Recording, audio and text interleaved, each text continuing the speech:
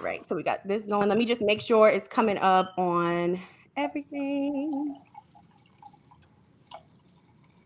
That hookah, I'm so jealous. Girl, I gotta have my hookah. I'm a smoker, so Ashley's gotta. the one who got me on hookah though, for real, because I I'm have, so I have to jealous. sprinkle, sprinkle. Yeah. not sprinkle. I'm so Yes. jealous. Look at you. Okay, let me do one more thing so I'm I can sitting make here sure. really trying to play with this I'm thing. jealous because I'm the only one with no lashes today. No, girl. I mean, either way it goes, we're That's all right. all different. Put We're my all glasses unique. on. But actually, you do be having your lashes though. Like, I don't All the understand. time. I had to let my eyes rest because I got an event coming up.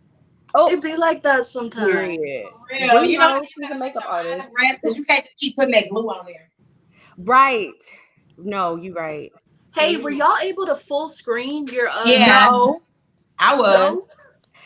I How can't you did stand it? Ashley Marissa Boo. She is so mad about this. I'm trying to full screen it. I can't. It's the little box in the corner. I don't see no damn box, girl. That little, it's Okay, like y'all white. It's live not on really a box. It's like everything. white at the bottom right corner. Oh, You see it? no. And then it's me not paying attention. Okay, let me flip this back over this way. You got yours? Let me know when you get it, because I think I'm tripping. A I'll have to white use this other box. phone because it doesn't show Facebook comments. So I'm gonna log into Facebook so I could just at least read them. This is Let me know when change you get avatar. yours. That's not it. Full screen. We got people joining. Hey y'all. Hey. We You about to live get already? started. Yeah, girl, we live. It's 7. I like to be on Oh, time. damn. Oh, We Y'all didn't even sitting do here us. We about got hey to to. fix my y'all. lashes. Hey, Y'all, I y'all. just I'm want to sitting be with my damn nose cute. all up in the We got people camera. commenting and everything. Hey, Oh y'all. Lord. What's up? Let We me just trying to see. get our screen together, y'all. I like to be on time. Look at Oh her. Okay, my I'm about to just say gosh. fuck it because I can see y'all. So Okay. I definitely just want to start the conference off first off, y'all, by just saying that it's a full moon tonight. So before we actually get it started, we're going to let people join, but I want to do a little breathing meditation. Are y'all open? of course. Okay, so this breathing meditation that I like to do, I put my hand on my heart space because I want us all to really come from the heart space today, like really be real. Don't hold back. No bars held, So just breathe in, deep inhale, exhale 3 times, right? So 1, and if you're watching, you could do it too. Is my eyes closed? Oh, my eyes be closed. Y'all don't have to do that. Okay, inhale. You know I was going to say something crazy. I'll be all Buddha. Okay, and 3.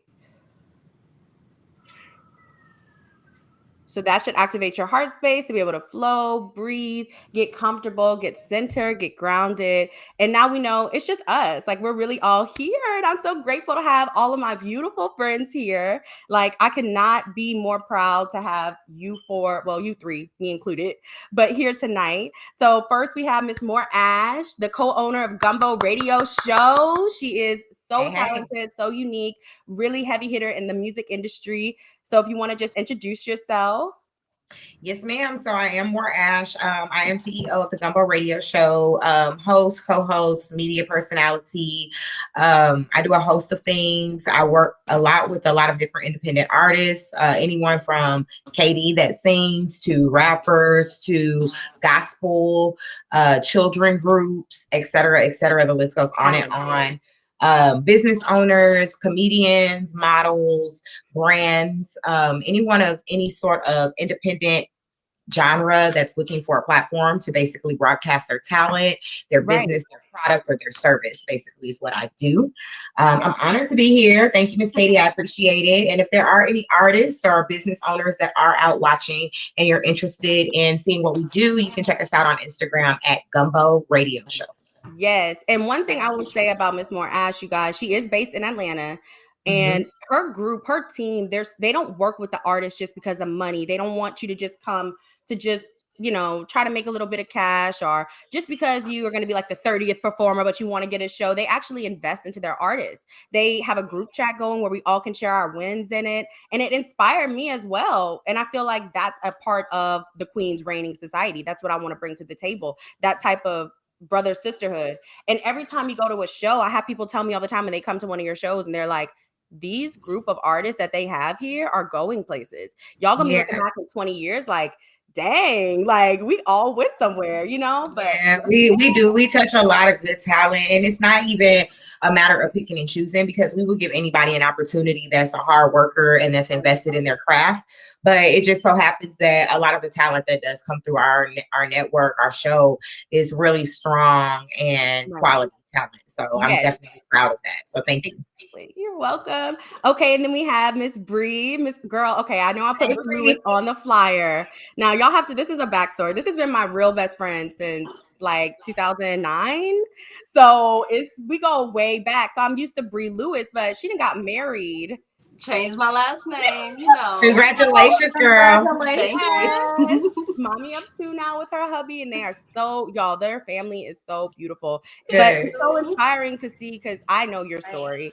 People don't know your story, but I've seen what you've gone through, and just to see how you've like blossomed is so beautiful. I love it. It's such a beautiful thing. She is I'm also so blessed, the owner. honestly. Yes, like seriously, you are deserving. You know what I'm saying? Just deserving. Girl, you gonna make me cry. Chill. No. I told y'all when I You gotta own it, girl. You gotta own it. That Cancerian energy, it just ding ding, you know.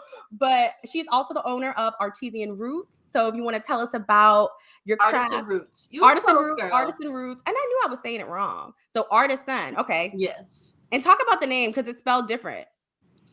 So basically, Artisan Roots is a small jewelry and accessory company that I started originally with my husband.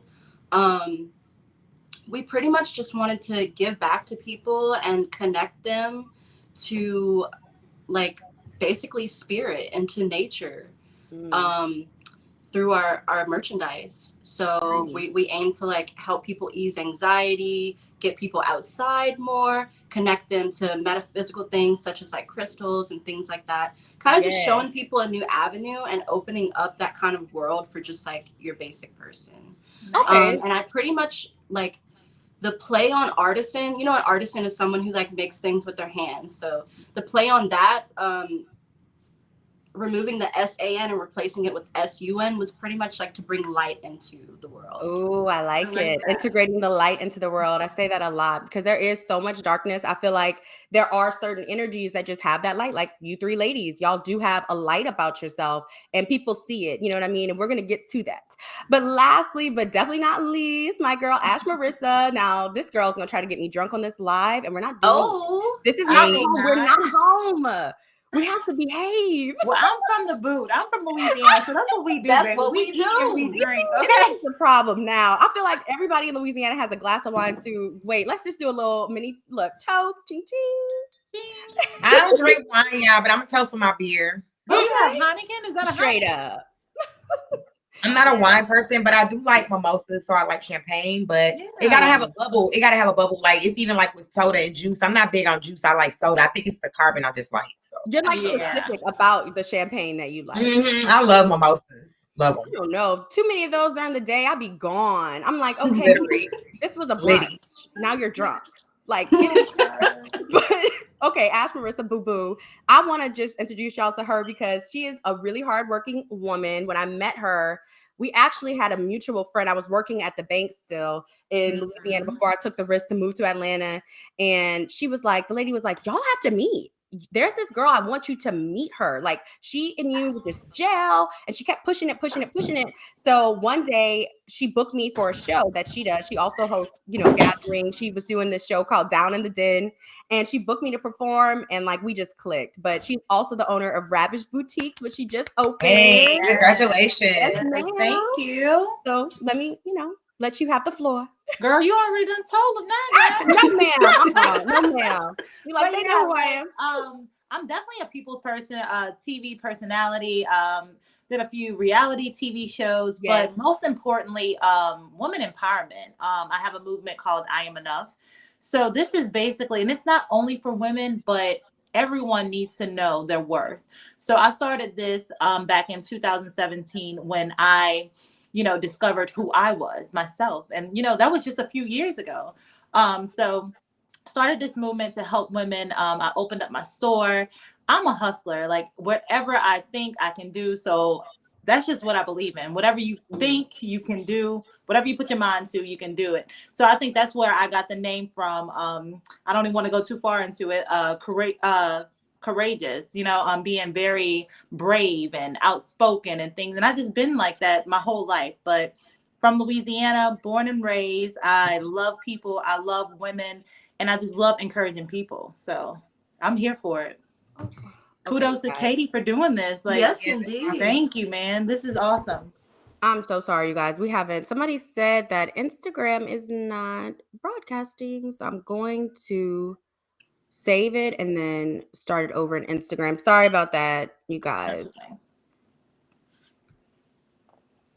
Of course, tech issues. There we go. We should be back live on IG. But yes, I mean, not kudos to me though. I feel like it's really kudos to y'all, because it's like when you're around so many different lights, it's hard to not feel that light come onto you. And it's not even just y'all. I feel like it's women in general. Right. I just want to start it off by really saying, and we all introduced ourselves. I'm Katie. If you follow me, I'm an artist. I do have a book out. I also have a business as well. But the main purpose of me wanting to do this event is strongly just based on being more than just a monthly conference. And I did write this out because I feel so passionate about this, you guys. But I want this to be more of an experience for women to feel as though they have a sisterhood around them. They are protected. If Ashley starts a new business, or More Ash has a new artist, or Bree has a new line out, we can post it. We can have a society where we feel heard, where we feel understood. Sometimes we do get kicked down faster than a man would because we're not necessarily a man. And then if we do raise our voice, sometimes it's like it's a hushed type of energy. So I feel like for us, if we create the line, if we create the line of income, the stream of income, or even the stream of endeavors, and we support each other, we can get there. There's no reason why we can't get there. That's good. And when you have people that are, like I said, I wanted everyone to name themselves, right? I feel like queens can answer questions that maybe people around you may not see your dream.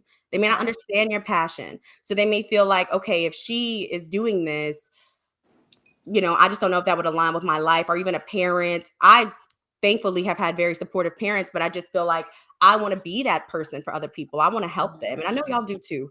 So in the words of the great Maya Angelou, she said, I come as one, but I stand as 10,000. Okay, that's Katie. how I feel about this. Yeah, come on, Katie. Real. We preaching. No, just kidding. Yes. I'm here. But y'all know what I'm saying. I want it to be like when y'all see me, y'all see them. And when you see them, you see me. We all walk with a stride in our step because we know who we are. We know we have a bond and a sisterhood that won't break. No matter if we don't talk for years, we are connected, no matter what. And I feel like because of our ancestors, I know who I am. I know who my mother is, my sister is. Y'all know who y'all are. Y'all stand proud as these women. And I just want to promote that type of energy in this world. Okay. That's good. No, I'm here for it. I'm here for it. When you invited me to do it, I was like, dude, like, this is amazing. This is really, really good, Katie. Like, I think that you're definitely onto something with this. Bree, what did you say? What did you say, Bree? Do you remember what you texted me or you messages me? You were like, this needs to be even bigger. This needs to be like everyone. I told her expand it. Turn it into something where you have guest speakers, women coming together, vendors. You could do a whole panel. Just do a panel. People have been reaching out. Like, I was like, I need to get with More Ash and Flash God and be like, write some questions up, because these people are serious. Like, I even have men that want to speak. I was like, that would be cute if we did a little twist, like a King's Reigning. Y'all can have y'all's husbands come out, speak. Yes. All of that. My mind be rocket. Let's do it. That's good. And just don't think about it. Just do it. Just you know what I'm saying? Because you can definitely think yourself out of it. Somebody put that in the captions if y'all with us. Don't think about it. Just do it. Just do it. Whoever put that about to get $20. Because a lot of people they'll think so much to where they think themselves out of a good thing. Like you'll sit there and you ponder. Just do it. Don't be afraid. Just do it. Right. And it's like, even if you are afraid, still do it. That's what my calendar says this month. I have this like empowerment calendar and it says, be afraid, then do it. And I love that. I love that. I love it. So I want to do a little icebreaker, guys, just to make it a little fun. So we're going to do this or that. Okay. Oh, Lord. Okay. Wine or liquor? Liquor. Ooh. Wine. Henny. It depends on the mood. I know. That's why it's so hard. I'm gonna go with liquor though. I'm gonna go with liquor too because I just feel like it's faster, and that's probably horrible. Sorry, Ma. Listen, I just like shots. I don't like sit there. Right, shots get you gone, and it's like wine. I gotta sip on that. Straight Hennessy, y'all. Straight Hennessy. Oh, I can't do brown. I like whiskey. I can't stand tequila. Hey, I don't you know drink. we vodka over here. Right, I cannot do I definitely don't drink no vodka. I will drink tequila. I don't do vodka. Makes my head hurt. Yeah. Yes, Patron. No gin. None of that. White. Anything white. I just don't understand what is happening with that. Why does it keep doing that? I'm sorry, y'all. This Instagram keeps dropping it.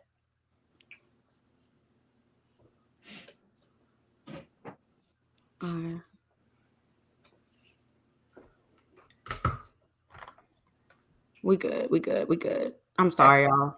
Technical difficulties. This is the first event, so we're gonna get it right. Oh yeah. Let me ask you this, Katie. So it's streaming Facebook Live and Insta Live? Yes, at the same time.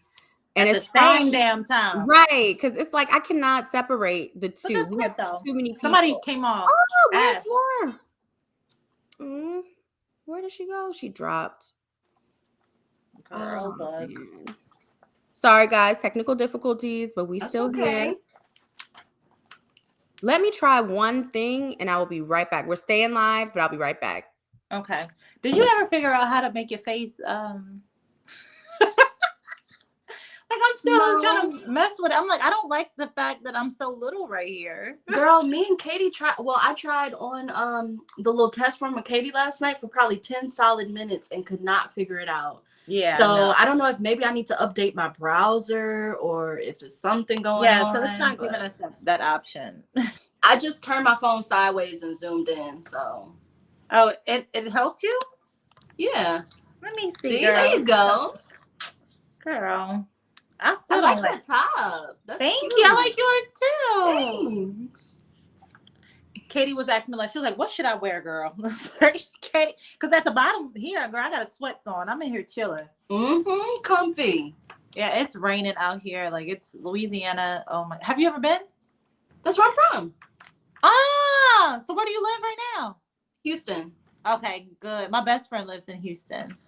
It's great here, honestly. Oh, yeah. Girl, the opportunity is like always booming. It's always something to do. Oh, I'm leaving. There's like no way to really get stagnant here because it's just so many demographics. It's always so much going on. Like, yeah.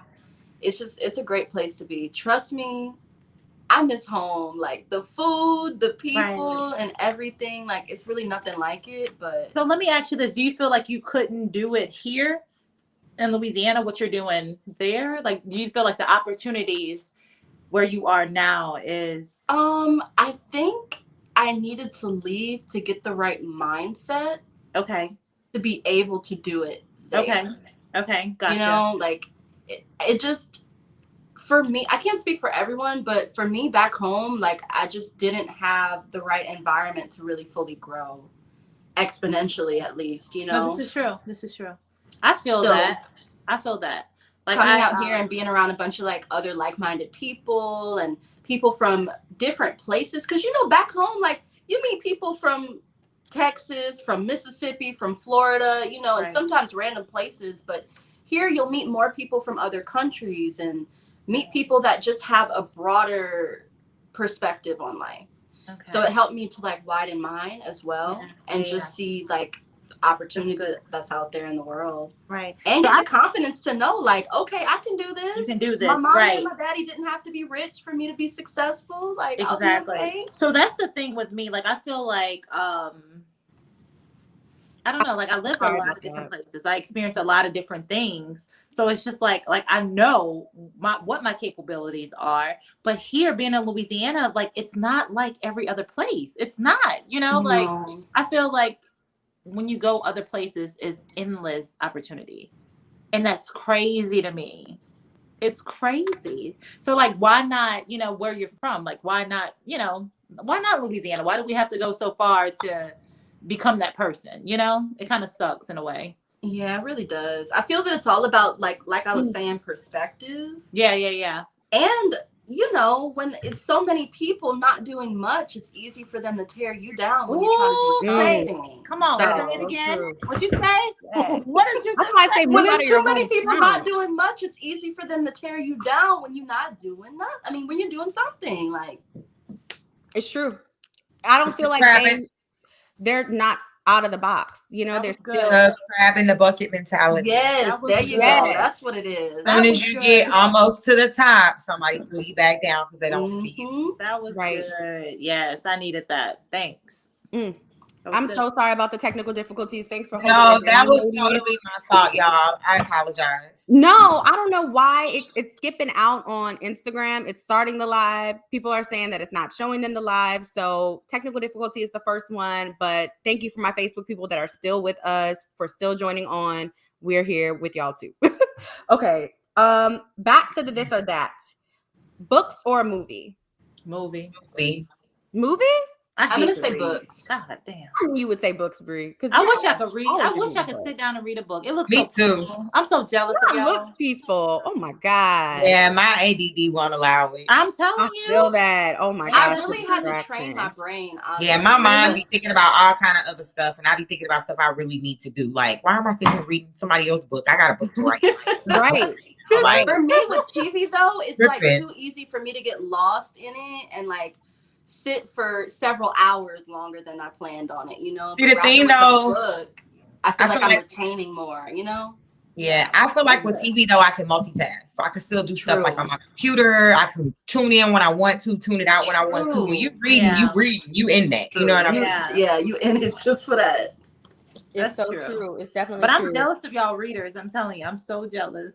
I envy you. It's literally to the point. Okay, y'all, I'm going to put this on Instagram regardless or not. People are joining. I'm sorry about y'all's view, guys, but y'all can see it. But I feel like Ash, like more Ash, like I get lost in books. Well, I know Brie was saying that she gets lost in shows, but I feel like I can't focus on books like that. Like not unless it's like The Secret or something about manifestation or something about healing. Then I'm like I'm focused, tunnel vision. Okay, people are in. Thanks so much, Instagram people. Okay, we got it. We are so good right now. All right, so Instagram or Facebook?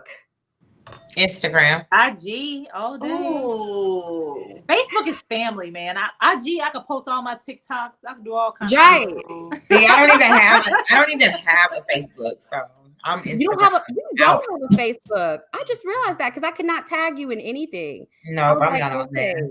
I'm going for Facebook because you know it reminds me of everybody's birthdays. That's how I'm able to keep up with family and everything. Yeah, that's exactly what it's for. That's exactly. I just feel like, but I be on both. Don't get it twisted. Right. I don't know. Instagram That's what I use it for. It's both. It's both. It's both. It is. But I feel like for me, Facebook, I don't post everything because I just feel like people be they kind of go negative. Yeah, they are. Way more. I'm like, are you the Facebook police? Like, leave me alone. Basically, not basically. I think it's more family oriented, and like she said, like to connect with like people you haven't seen in like years. Yeah, right. As opposed to Instagram, it's like people all over the world that could just come follow you or be more real. You can connect with all these different people from everywhere. You know. Yeah. Instagram will really give you the leg up that you need for business and really putting yourself out there, though. Yeah. So, if you're smart, you can definitely use social media for anything. Elevate your mind past just what people tell you. Okay, so last one, heels or sneakers? Sneakers. Who said sneakers? Me. Both of them. They said all day. Baby, I can't walk in heels. I got Katie, it ain't for me. I easy got like 30 boxes. No, she's for real. I just think about the memories. Anything over 4 inches, I can't do it. I got like a 1 hour. Oh, really? So you have your flip flops in the car? Yes. Y'all them type of girls? I can't. No. I am a sneaker girl. I probably have about 30 boxes, some in a tub. Oh my God. Y'all, but that's how I am with heels. Then my mom, she orders me so many pairs of heels. I'm like, Mom, I'm really not going anywhere. Ooh. Like I promise, I'm not going anywhere. Hashtag spoiled. Right. Hashtag spoiled for real. Okay, but speaking of girls and heels, Miss Ashley Marissa, I wanted to ask you a question because I know you have a daughter and you're the only woman on the panel that has a daughter. No, Morash has a daughter, but Okay. your daughter is a little bit older. And I wanted to ask you, do you feel like there's a process? Do you feel like, you know, she is following in your footsteps, or do you feel like she's doing what she wants to do, just naturally becoming herself? No, I feel like at this age, Nyla's 10, she's watching everything. She's watching everything that I Yeah. do. That's why when I say that I do like reality TV, I have to be mindful of the things that I do on the Right. shows, because your kids, they'll see all this, Yeah. So at those ages, their minds are wondering, they look up to you. You're like the role models. Yeah. So yeah, That's how it was with my mom all the way. Yeah. Like I thought she was the most beautiful woman in the world. I used to watch her Exactly. makeup. I was obsessed with every part of it. I was loving it. Exactly. So that's definitely Nyla. She looks up to me, like I think I'm like, she won't tell you. She will never say it. That but little you can girl, definitely I tell, love like, Nyla. she's Nyla's so cute though. I like how she's so sassy. Like I love very that. sassy. I think that was me, when I was her age. So it kind of frustrates me sometimes because I'm looking at a mirror at myself. I'm like, why you gotta be Yes. like that? But I'm definitely like that. So, But do you feel like at you're that age, they are watching everything. So I definitely want to be mindful. And sometimes I take her to work with me, come help me, change this mannequin. You Yeah. have to instill these characteristics in these, these kids while they're young, Yes. because that's who they will become. If you let them just sit down and watch TV and video games, and bum it out, then that's what they'll become. But let them work, Right. show them what it's like, in the real world. Right. And do you feel like your mom was like that with you? Did you have like a voice growing up? Did she allow you to speak and talk up? Girl, I can write a book. Katie, seriously, like I think I became the person who I am because I had lack of. Mm. So I didn't have that. So I'm like, boom, boom. I'm like beating it in their heads because I didn't have it. Right. So I had to learn by myself. So I want to instill, like what credit, what credit means and Right. all the important things, so I try to instill that into my kids right now because I didn't have that. And I that's didn't have that.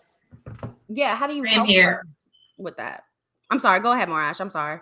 No, I was just gonna say same here. Like, I think the reason that I work hard is because, like, when I was coming up, a lot of stuff that I wanted, I didn't have. My mom wasn't as stable as she was when my sister came around. My sister and I are 12 years apart. So even though we had the same household, we had two different lifestyles. You know what I mean? Because by the time she came along, my mom had her degree and she had a great job and she was able to provide a lot of the stuff that I wasn't able to have the luxury of having, like a TV in my room or a stereo that, I ended up getting later down the line because I begged from my godmother, like stuff like that. So it made you appreciate the stuff that you did get, and want to work hard for it. My daughter is actually 11. So, she's 11? Yeah, she'll be 12 September 2nd. So I have to agree with Ashley. Yeah. Like, it's like a mirror. Like, what you said, like she watches. Tiny. I saw your daughter. She's small. Yeah, she's tall. She's taller than me, girl. She wears a 7.5 size woman shoe. I wear a 7. You, your dad, and your son, and her. It was you, your dad, and your son, and her. Yeah.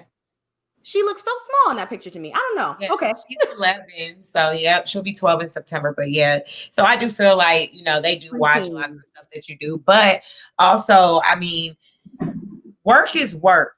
So, like, with what I do in media, hosting, stuff like that, I mean, she just has to understand that I can say certain things that she can't say. I can do certain things that she can't do. So I don't necessarily monitor the things that I do or don't do because of, the nature of the work that I'm in. I'm in radio. I'm in media. You feel like she should know. She knows what I do. She knows that I curse. She knows that she can't say those things. Right. The boundary. At the end of the day, you're still a kid. So when you become an adult, if that's a decision that you decide to make to speak that way, then that would be, a choice that you choose to make at that time. But right now, under my house, you can't do that. So. Period. I feel like that's how my mom was too. I have a little brother. We're 13 years apart. And when he came along, I was like, he just gets that type of stuff. Like, he don't have to work. He don't have to clean his room.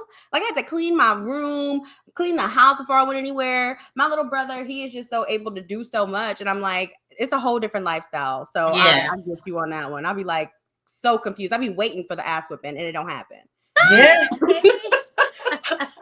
But okay, so I wanted to ask you, Ashley Marissa, because you were talking about your daughter. How do you help her manifest her desires, her dreams, and her confidence, like into her? Like, I know you touched on it a little bit, like by just saying, you take her to work and you instill those qualities of being a hard worker, because kids these days think get rich, get famous, done. It's like back in the day, my mom was like, okay, you want to be a singer?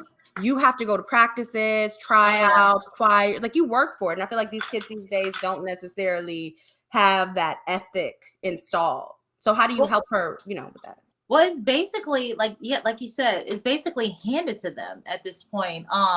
But Nyla wants to act.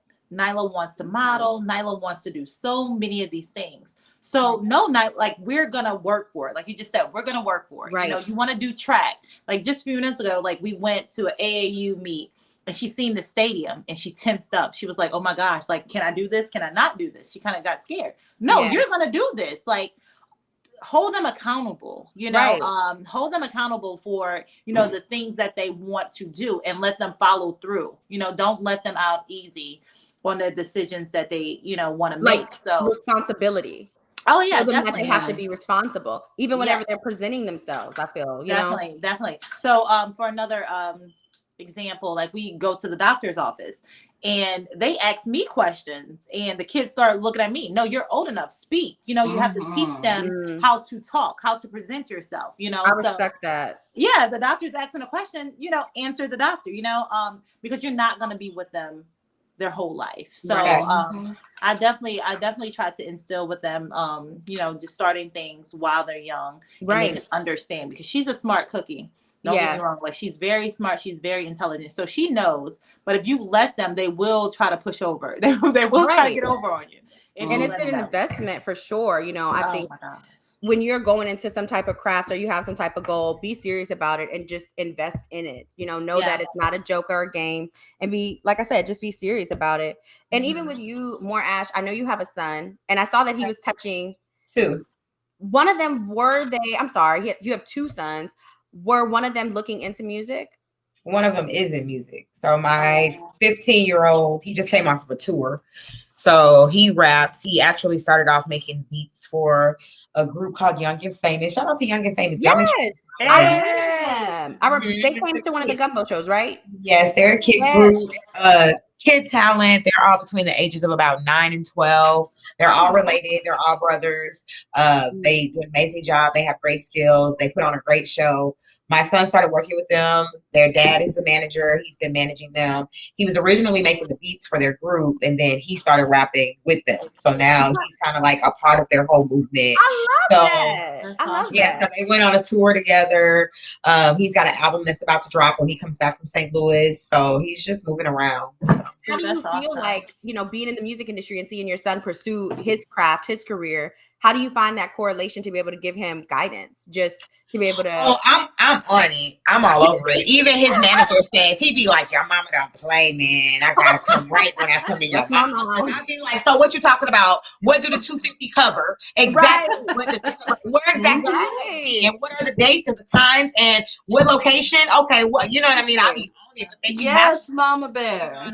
Yes, you have to. He's 15 years old, and I just feel like the music industry is not kind.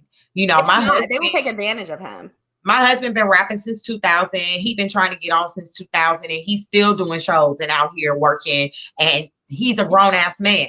So imagine how this could be for a kid. It's easier for kids to get in and get deals and stuff because people are uneducated. Their parents are uneducated, so they go into these situations and basically sell their kids. And then when the money doesn't come in, they want to know why. It's because you signed on the dotted line and you didn't read the paper. You didn't know. You didn't know that all this stuff on the dotted line in the comments for $20. Put your cash app. I like that. You didn't know that all of this stuff costs. Them coming and doing these meetings and setting up these shows and taking them on these trips and doing all this stuff, hotel rooms and food and all that stuff costs. And it comes out of the money that they think you're getting the money. No, baby. All that has to be paid back. So it's like people get screwed all the time, and I'm grateful to even have that knowledge before I got extremely serious about music, because people would have taken so many chances to try to take advantage of me. You know what I mean?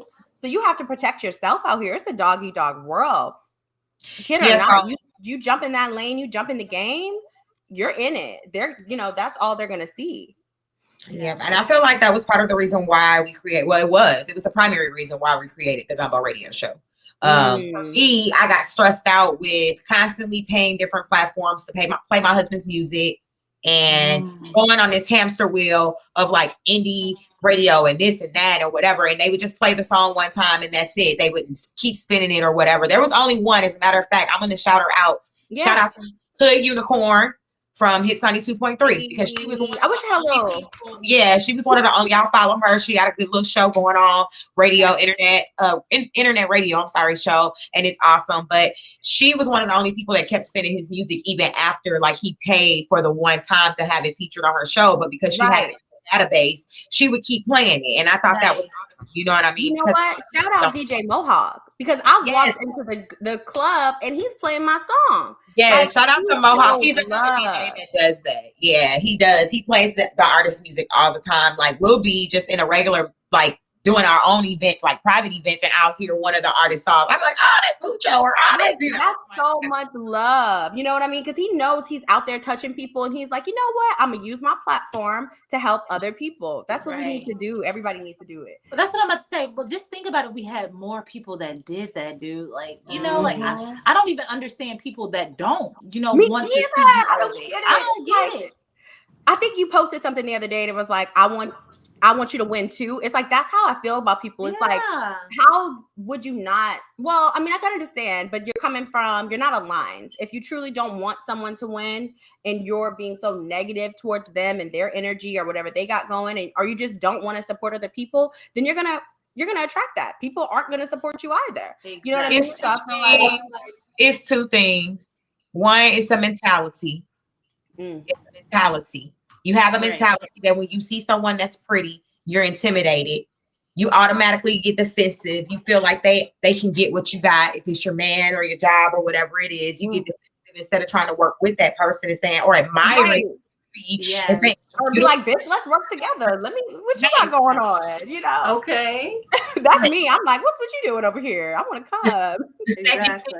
The second thing is people need to get the hate out their heart. You stuff the hate in your heart, whether it be from something that you went through and you feel like you're not where you want to be in your present life. You 35 or 36 and you still trying to do whatever, and you may be working a deadbeat end job or own that.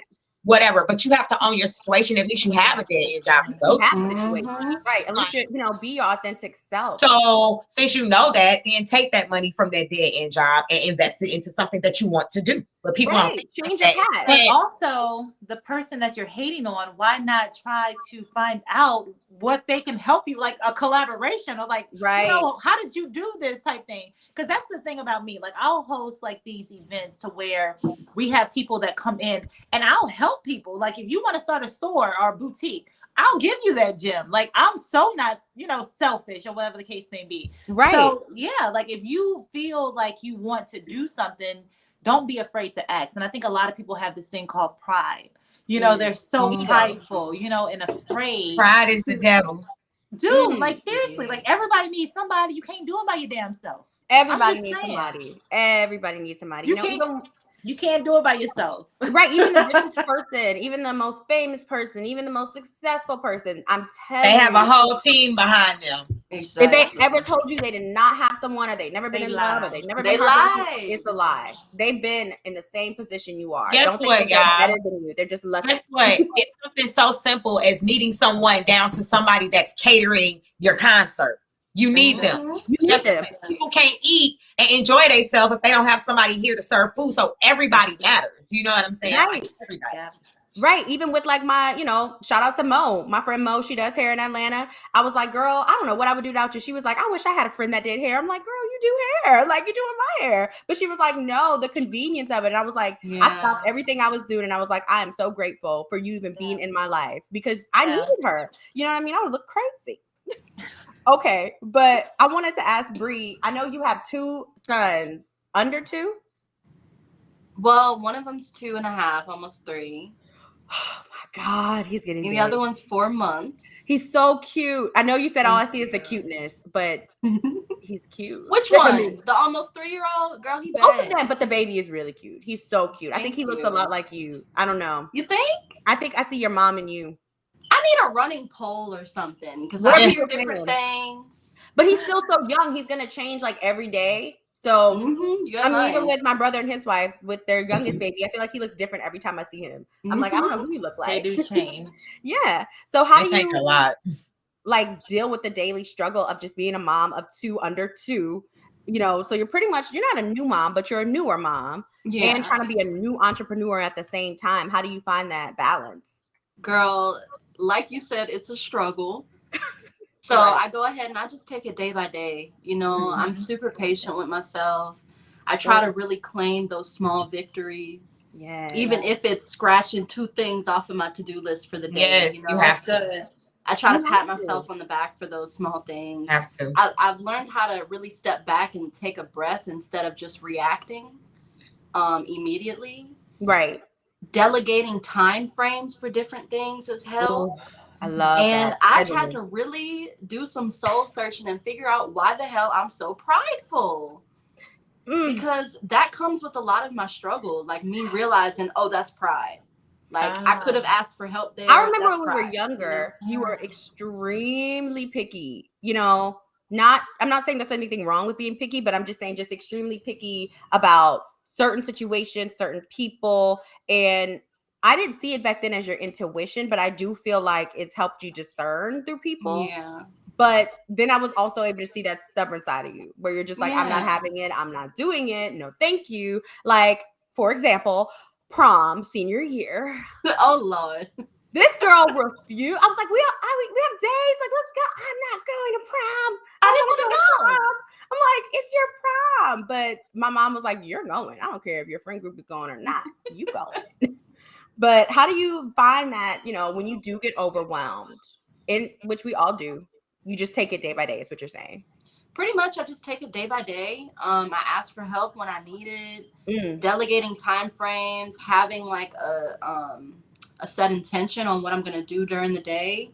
Having a general daily like routine, and also a huge thing that I've learned more and pretty much in the last year is taking the time to be selfish and being okay with that and not feeling guilty about it and doing things that really fuel me and things that will recharge me, because I'm such a giving person. Oftentimes I find that I'm literally pouring from an empty cup.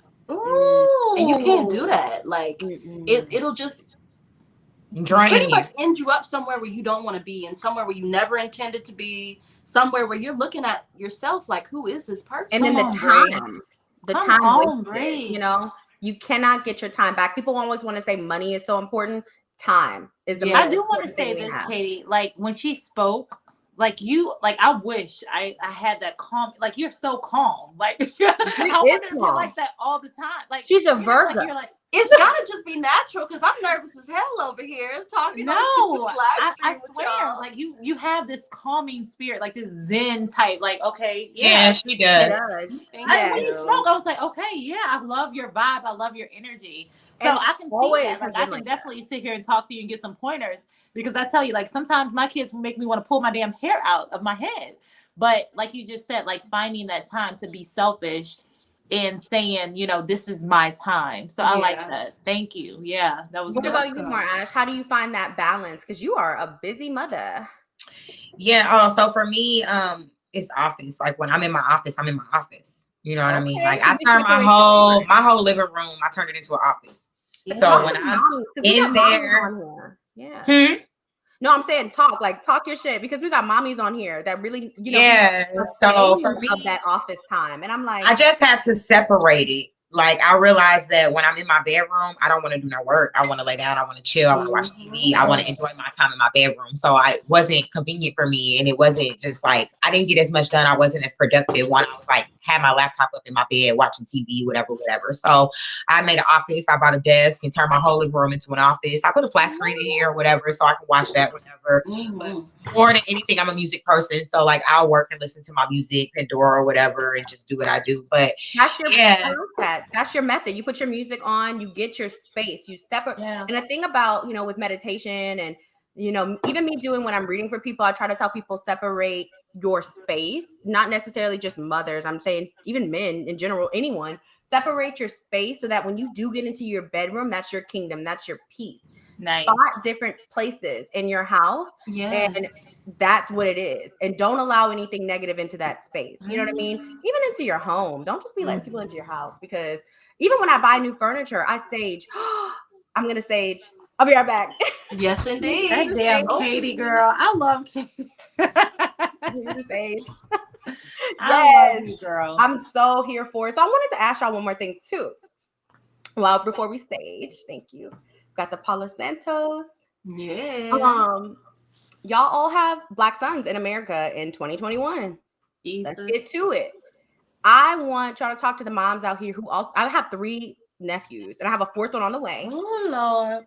And I just feel like, how do you feel, not even, you know, with, I'm not going to go cops. I'm just going to go mental health. Why do you feel like our community looks over Black mental health, especially for men, so much? For this topic, I'm going to empty the bottle. The whole bottle. The whole damn bottle. Let's start with Miss Moore Ash, because I know that you've touched on this. I know that you're passionate about this. So for me, it's more a matter of educating in home. Okay. I can't control what my kids do when they get older, and I'm not going to not allow them to enjoy themselves or go out and enjoy life because of the things that happen. You just have to know what's going on out here and know what to look for and how to handle it if it happens, you know. Right. I feel like, I don't know, like with teenage boys, Black boys in general, knowing is health. You know what I mean? Yeah. Like knowing that it's okay. Not only that, home training. You know, you have to be taught. What I mean by that, like you have to be taught how to conduct yourself and how to act when you're in the public eye.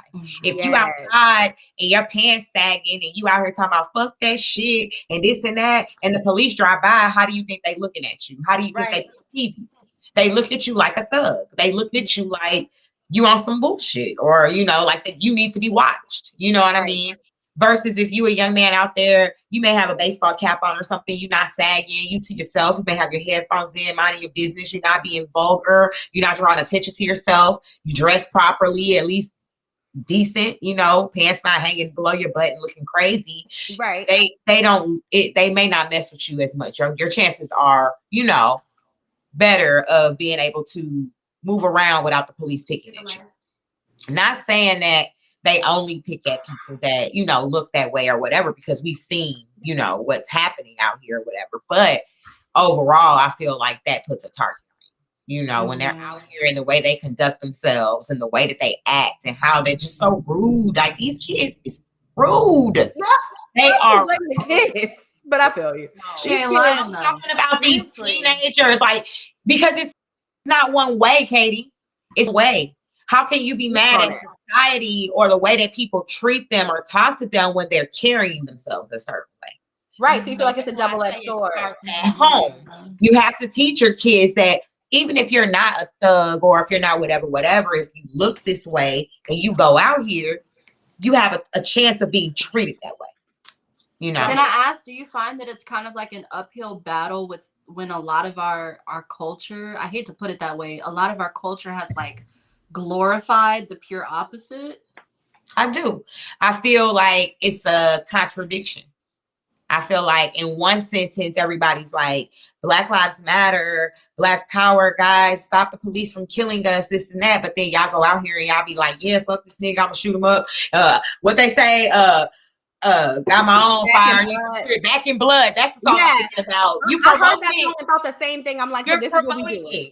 You're telling the kids to, if somebody do something, you go kill them. You're gonna kill them. You're gonna take someone's child. Like, oh my gosh, rest in peace, Junior, who died 3 years ago. I don't know if y'all heard that story in New York. He was a 15-year-old little boy, Hispanic, and he was slain by like 13 gang members, and it was an accidental. It was the wrong person. They thought he was somebody else. Yeah. You talking about what happened at the bodega a few years ago or something? Yeah. I read that his anniversary came up. Mm-hmm. Yeah. I want to chime in on this, Katie, because like I said, I just had to empty my bottle on this. simply because like this year was like the hardest time of my life. Simply because Ashton, my son, he's my son is Ashley too. Are you serious? We have a lot in common. Ashley, Ashton. You're weird. I'm just kidding. Nyla, your daughter is Nyla. Your daughter is Nyla. My daughter is Naja. I'm coming. Yeah. I'm coming. We're gonna turn up. I'm telling you, it's gonna be real. She really is coming out here, this girl. Yeah, I am.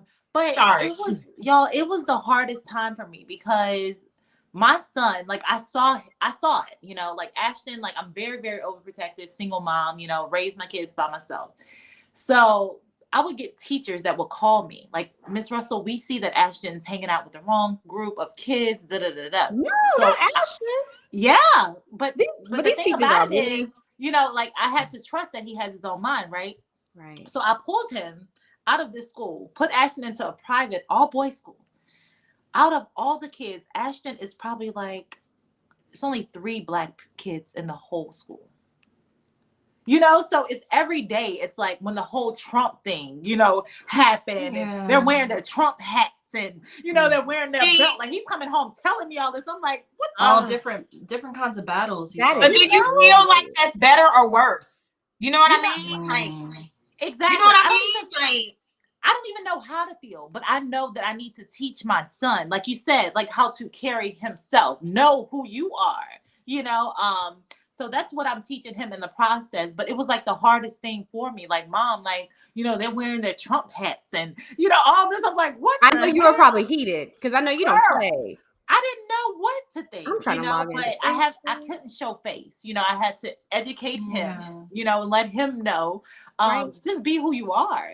And to say that, like Ashton just got, you know, recognized out of all the 8th grade kids, you know, out of all the 8th grade kids, he got recognized. He did. I saw you post, you know, an achievement. So I was like, dude, I was like, you're doing the right thing. Like, show them who you are. You know, prove yourself, you know. But prove yourself. Because I feel like we are always overlooked. Me and Bree, we, you know, also went to a school in Mandeville. We graduated from Mandeville High, and it's really scarce of a Black community. And we both moved from an area where there was more Black people, so we were able to experience both.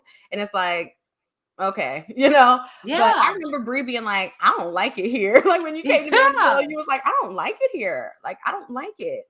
But honestly, people that look like you. Right. But honestly, whenever President Obama was elected, this was the thing I will remember the most. They sent letters out saying that we could not talk about it. What? Oh, baby, I'd have been all in there talking to everybody. Girl, my mom was. She was like, wait a minute. Put me out. Because, you know, she was like the biggest Obama supporter. And of course, we all were. We wanted to see that happen. And I feel like if it was the other way around, I bet for Trump, they did not send that home. Because I know people are going to leave the chat.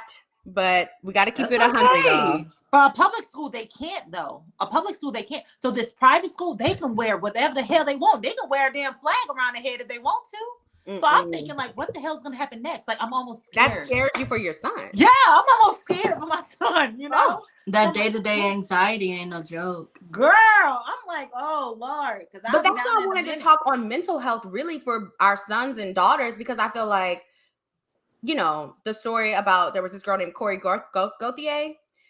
They said that she had committed suicide in Lafayette, Louisiana. Well, Scott, Louisiana, which is near where I'm from, Lafayette, Louisiana. And I just feel like the Black community does not talk about mental health enough. And it's always looked at as super taboo.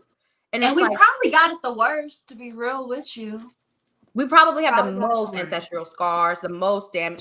Can we smoke on here? Is this, I don't know. No. I love you, bro. I would have been smoking if we could. Because like it's getting real. But I just feel like I just feel like our community doesn't touch on it enough. So when our sons and daughters go out into this world and they start dealing with emotions that are so overwhelming to them and they've never had anyone tell them how to differentiate, it's harder.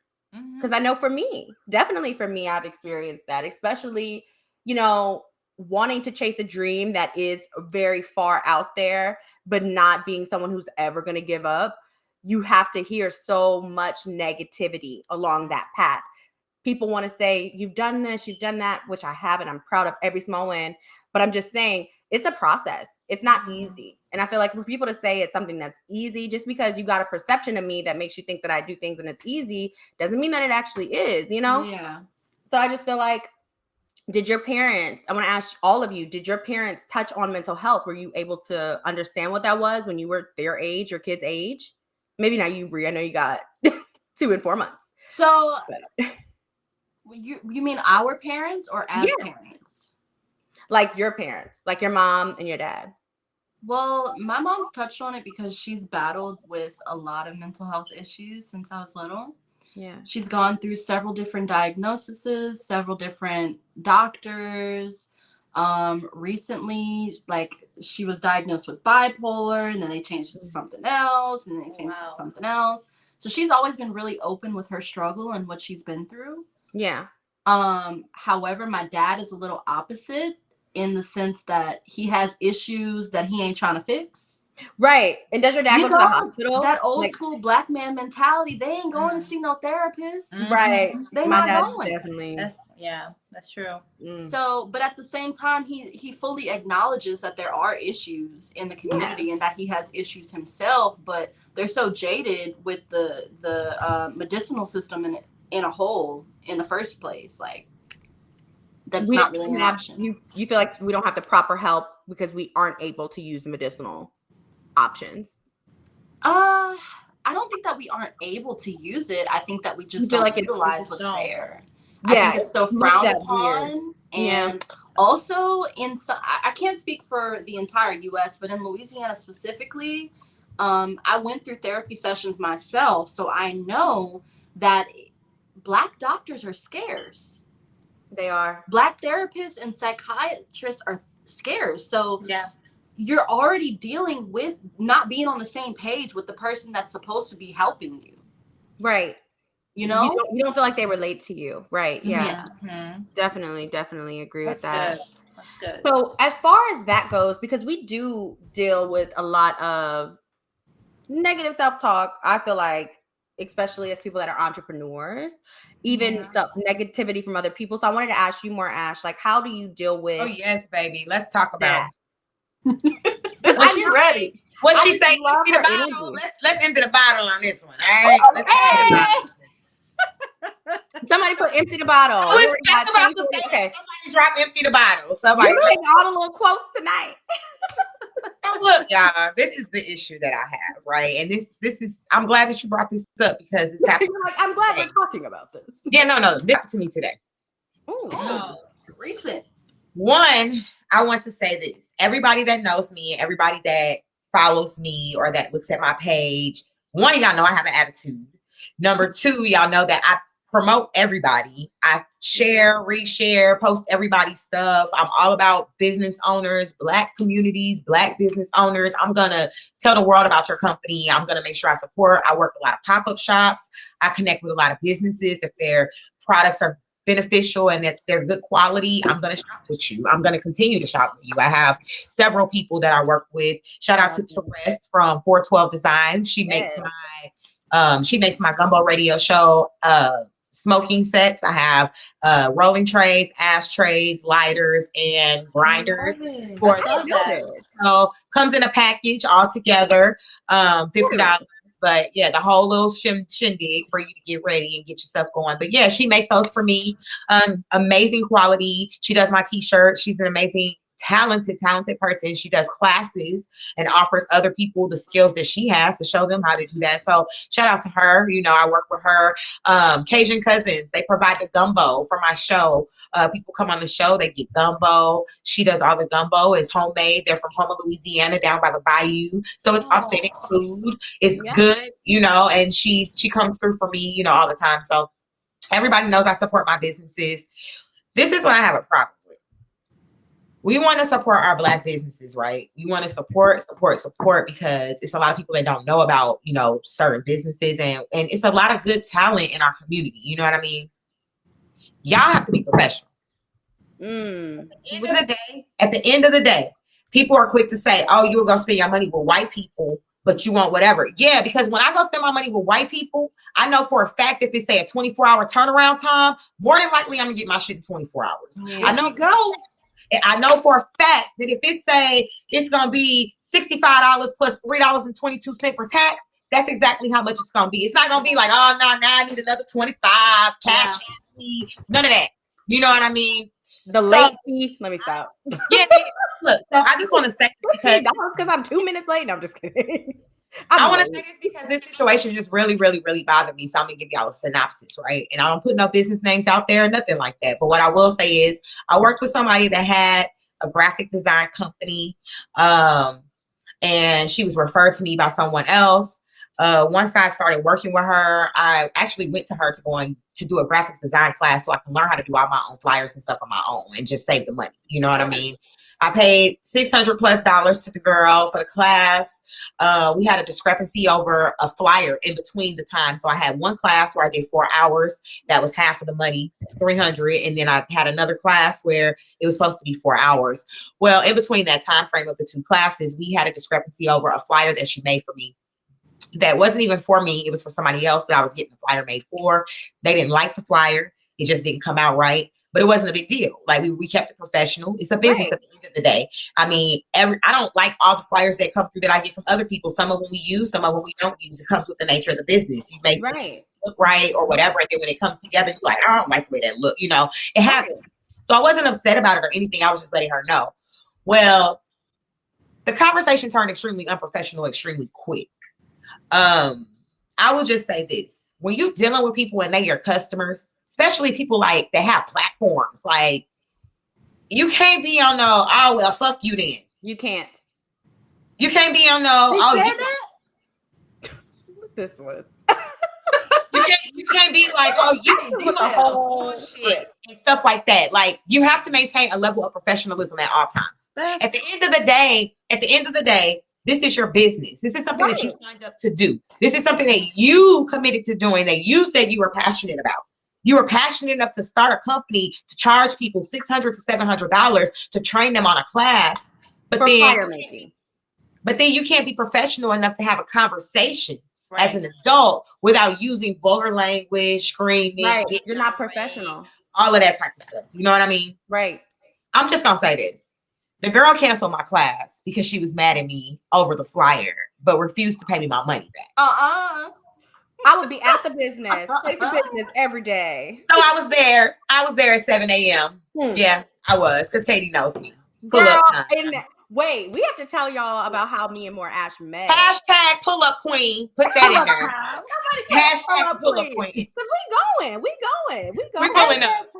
We pulling up. Period. Wow. But honestly. But that's crazy. Like you just said, to finish that out, I just wanted to say that to say the question that she asked me, like, I don't mind supporting businesses. I don't mind working with Black businesses. But at the end of the day, like, bro, we have to step it up, bro. Yeah. You can't just go get you an EIN and a Secretary of State form and then get you a little banner and be like, I got a business.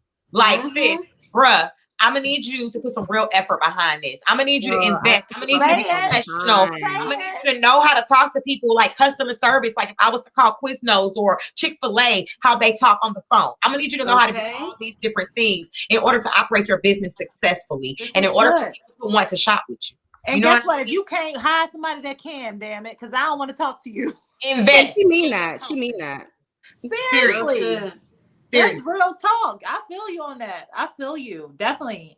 Because they'll be quick to say, you know, like Black this, Black that, but you don't have your shit together. You know what I'm saying? So yeah. And that's what I feel like she was saying. Like, you want us to buy from you. You want us, and I feel like this is white, Black, Hispanic, Asian, whoever you are. Yeah. If you want me to invest in you, invest in yourself. Invest in yourself. Because if you're not showing me, put that one. But put that in the comments. Drop that one for some money. Because you have to, honestly, if you're not serious about your craft, you're not serious about, and I'm gonna tell you right now, her professionalism, she was not serious. He was not serious. Because if you first off, you're not serious playing with me, period. And second off, if you're really passionate about your craft, you know that $600 loss is not a big deal if you have an empire you're trying to win. Yeah. If you have connections you need to keep and maintain. Just like I told her, I'll write it off as a loss. But your loss is going to be way greater. Yeah. Your loss is going to be way greater. I have a huge following. Do you know how much business I could have sent you? Just by you doing something properly and upholding your end of the bargain, I could have sent you so much business. But now that's dead.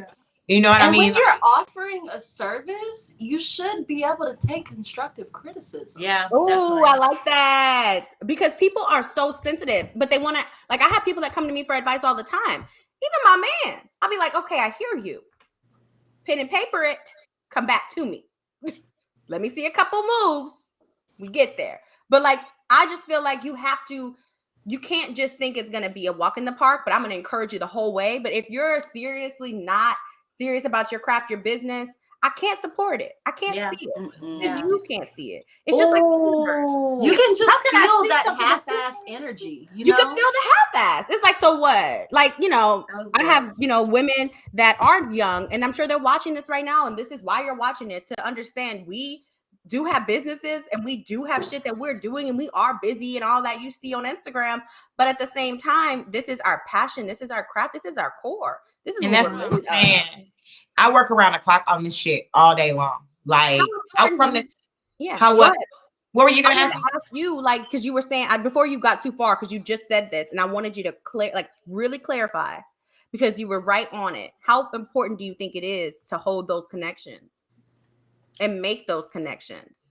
It's very important. Word of mouth goes a long way. I done already told about 10 people already about this girl today. This just happened today. I done told 10 people. Don't go, don't shop, don't nothing. Like, for real, because it's serious. Like, that's $600 that I lost. You know what I'm saying? That's not I'm mad for you. I'm mad for her, period. You know what I mean? So that's not a little bit of money. I would have been mad if she would have said $60. Let me put it like that. Yeah. So $600. But for me, like I was telling my husband, for me, my character and my brand is more important. I could have easily went over her house and pulled up like, what's up? You know what I'm saying? But instead, I went to the leasing office and I told them what was going on, because guess what? They probably don't know that she's doing classes out her house. You know what I'm saying? Not classes out the house. I'm smarter than you. First of all, let's be clear. Not classes out the house. You know what I'm saying? So while you up here lollygagging and tough typing, texting through my phone, you know what I'm saying? Hashtag tough typing. While you tough typing, y'all not having no money. I'm telling you. And hashtagging through my phone. Me and my husband, 10 steps ahead of you, we already in the leasing office putting in a report. So you just gotta be smart. You know what I'm saying? My grandma, get some money. My grandma, maybe she playing chess, not checkers. Pen to paper. But guess what? Text messages. People love to vent on text. I stopped responding a long time ago. She was still just keep it coming. Come on, that's say how you feel, baby. Tell me, because I got all of that. So now when I get ready to go to court and get my money back, there should be no problem. There'll be no problem. Yeah, she sealed her coffin on that one. Yes, she really did. Stupid. But anyway, somebody put questions in the comments to y'all. Hold on one second. Build those relationships. Keep those relationships solid. I'm sorry, guys. Secure good. Secure good rapports. Yeah, like you don't want people to be going around talking about you and saying like, yeah, I worked with her, but girl, she was so ghetto, or she was she was hard to work with, stuff like that. That goes a long, long, long way. Yeah. Okay, now we have a question. Go ahead, Mark. Please everybody. Ooh, people pleasers. Please everybody. You can't. Like, you can do your best to be kind to people, to do what you're supposed to do and be professional, but you're not going to be able to please everybody, because you just have those people that are just out here that just are mad. They mad. And that's why they wake up mad. Genuine. Angry. Been mad. Stay mad. And they ain't going to change, last time you saw them, they were mad. They ain't going to change either. So just do the best y'all can, ladies. Like, anybody that's on here that's watching. Let me say this real quick. Lexi Robinson on Facebook says, so I'm having a back to school pop-up shop on July 17th. Hey. She said, I wanted to open the door and give vendors the option to make a donation if they would like to donate. I had someone tell me that with all the money we are about to get for the kids, why would I do a school supply giveaway? So my question is, was it wrong to give vendors the option to make a donation if they would like to do so? So yes. Do y'all believe in donations? No, wait, hold on. I do pop-up shops all the time, and let's be clear. A lot of these businesses come to these pop-up shops and they make buku money. They sell out. They sell out. Do you guys know the stress and the whole what it takes to put this pop-up shop together? Those Right. events take a lot. You have to pay for the Out-of-pocket venue. You have to pay for Everything. media if you need media. You have to pay for photography. You have to pay for all of these different things. You definitely need to charge a vendor fee. Even if you Yes. charge a What do you re- think, Ashley Marissa? Because you host, she does tons of events with vendors. Yeah, I would say definitely don't. I mean, you are investing all your time. yes, It's a absolutely. lot. It's a lot to put together. So no, do not, not charge the vendors to come out because they're gonna make their money back. So Even if you're trying to do something donationable, you can do like a reduced fee. You can say like normally you charge $100 for your vendor fees, but because it's back to school, you want to give everybody a fair chance. We're gonna do it for $50 this time. Yeah. Do a raffle and say, buy so many raffle tickets for the giveaway, you get so much off of your do a vendor. raffle. Be creative. That's good. But we ain't giving away for nothing for free. Yeah, exactly. Not for free. Not for free. But I do feel like, okay, so all the ticket sales tonight are actually going to be going towards this women's society that I am building. This is more than just a conference. This will be a monthly basis thing. And this money will be given to women that need it, women that are trying to have a song out. I dropped $150 for this song that I'm about to put out because I invest in myself. And it's not even just the money. It's the time, the effort. I know I've been doing this for years and I know that I'm serious about it. And I just feel like these women need that push. They need that help. They just want to know that they're being heard. They just want to know that they're not crazy sometimes, Yeah. And I feel like I necessarily never was like, oh my God, I'm crazy because I have such a good support system. As y'all can see, my mom is in the comments right now. What's she saying, girl? Hey, Mama Jen. Oh, and then Lexi said the vendor fee was only $35. That girl, you better keep that vendor fee in there. It was what? Keep it in there, girl. But that's how they be. You're getting an opportunity as a vendor as well. People don't understand what an opportunity is anymore. Okay, I gotta say, Katie. I gotta say, Katie. What about the artists really that don't want to investing pay in for yourself? I don't understand when an artist doesn't want to pay for it themselves and invest in themselves. I don't get that because guess what? When it comes down to it, you're going to want to. You're going to want to put that money in that video. You're going to want to put that money in that track because I'm not putting out trash. I want quality because this has to last. People are going to look back and see your progress. Keep going. And you will. But I don't want to do that for free. That's like going somewhere and getting something for free. You be like, okay, so what's wrong with it? You know what I'm saying? Like something got to be wrong. I don't want shit for free. Like you got to work for something. Y'all hold on. Yeah, like seriously, but that goes back to what you said. Like, and it mostly is our people that want stuff for fucking free. I don't even mean to curse, bro. What I'm talking about. You know what I'm saying? You gotta send Lexi, put your cash app here, boo. Come on, man. That's what I'm talking about. And the reason I'm so passionate about it is because I like Ashley, I go to a lot of pop-up shops. I work with a lot of artists. Like I believe you have artists that don't even want to pay $25-$30 to move forward in something like a showcase or something that's going to put them in a position though. Like we did a trip out of town to Homa. It was only $60 to cover your spot. It was buku people there, different people there. I never heard you before. I never seen you. We worked with DJ Juice, Lil Wayne, and Kevin Gates DJ. He was there. Nobody wants to pay the $60. They had an issue with it being $60. That's crazy. But we have to put all this time into months. Oh my goodness, he is so cute. A month to put this event together. He is adorable. I knew a baby was gonna pop up. I knew he was adorable. He wanted to make a little feature. Hi. What a ladies' man. You're so cute. He is. I can't wait to see you in 2 weeks if you're there. Like crazy, man. Real talk. Like, no. That's what it is. Like, they don't want to pay for it. Everybody wants something for free, bro.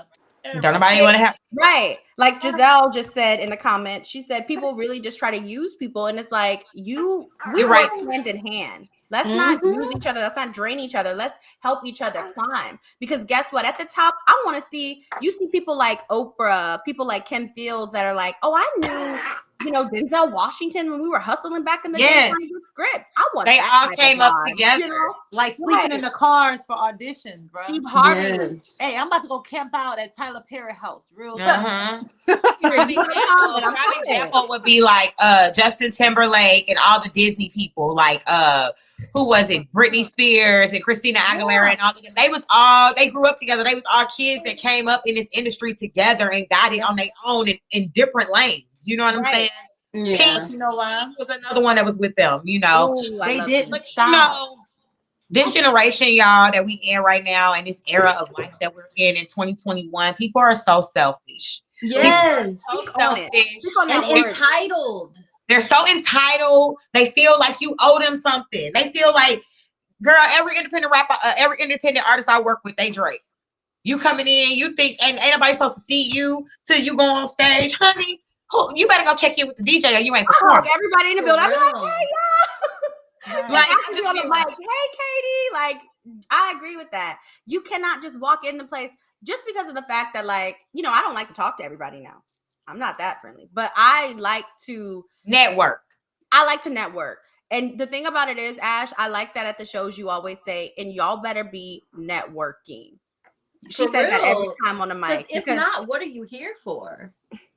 Right. You never know who knows who. Just because you talking to another artist, what producers does that artist work with? What type of fan base does that artist have? Where are they doing shows? Like, And you I need to- always say, you're your own walking billboard. You sell yourself. You see what I'm Ooh. saying? So you are selling yourself. So when you meet these people, you know what I'm saying? You're basically selling yourself, who you are. Yes. Because nobody Right. can tell your story like you can tell your story. Nobody can introduce you like you can introduce you. You know No what I'm saying? one Like you don't want can. somebody else to go and like, you know, talk some Like Master craziness. P. I don't know if y'all remember Master P. He said that before he got his label, he actually wore a shirt with No Limit Records on it, and he would give them to homeless people, the Yep. shirt, Nice. and they would walk around. And he was like, I had my walking billboards.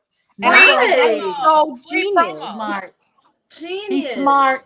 That's a smart I mean, look man at him right now. there. That is a That's a smart man. smart People man. judge him. So smart. That's a smart man right there. Oh, okay. Okay, guys. So I do want to talk about, since we are on the selfishness of people.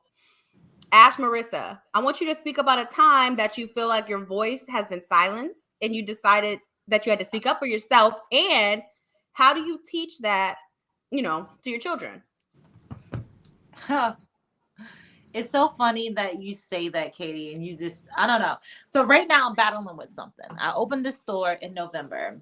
So I opened this store in downtown Covington. And I'm not sure if my viewers are familiar with downtown Covington, but it's Ooh, got more mostly people joining. What's the name? Covington, Ravish Louisiana, Boutique. right? Ravish Boutique, yes. In Covington, Ravish. Louisiana. Okay. Downtown Covington is mostly white people. So Yes. let that be said that I'm the only Black business. Wait, in Ash downtown Marissa, hold on 1 second, sweetie. Just Okay. in case everyone can't see it, there should be captions with their ats, business names, and their names. If y'all can see that, let me know. Okay, go Would ahead. we have access to it? It's on mine. I put it as, it's like the full screen should say it. Let me put it. I'll put it in the chat. Go ahead. I'll put it in the chat. So with Okay. that being said, I'm only Black business owner downtown Covington, y'all, mostly white people. So I'm having this issue. Like, I love people. So you open a business, you're fresh starting a business. I want everybody and their mama to come to my damn store. So I host these events.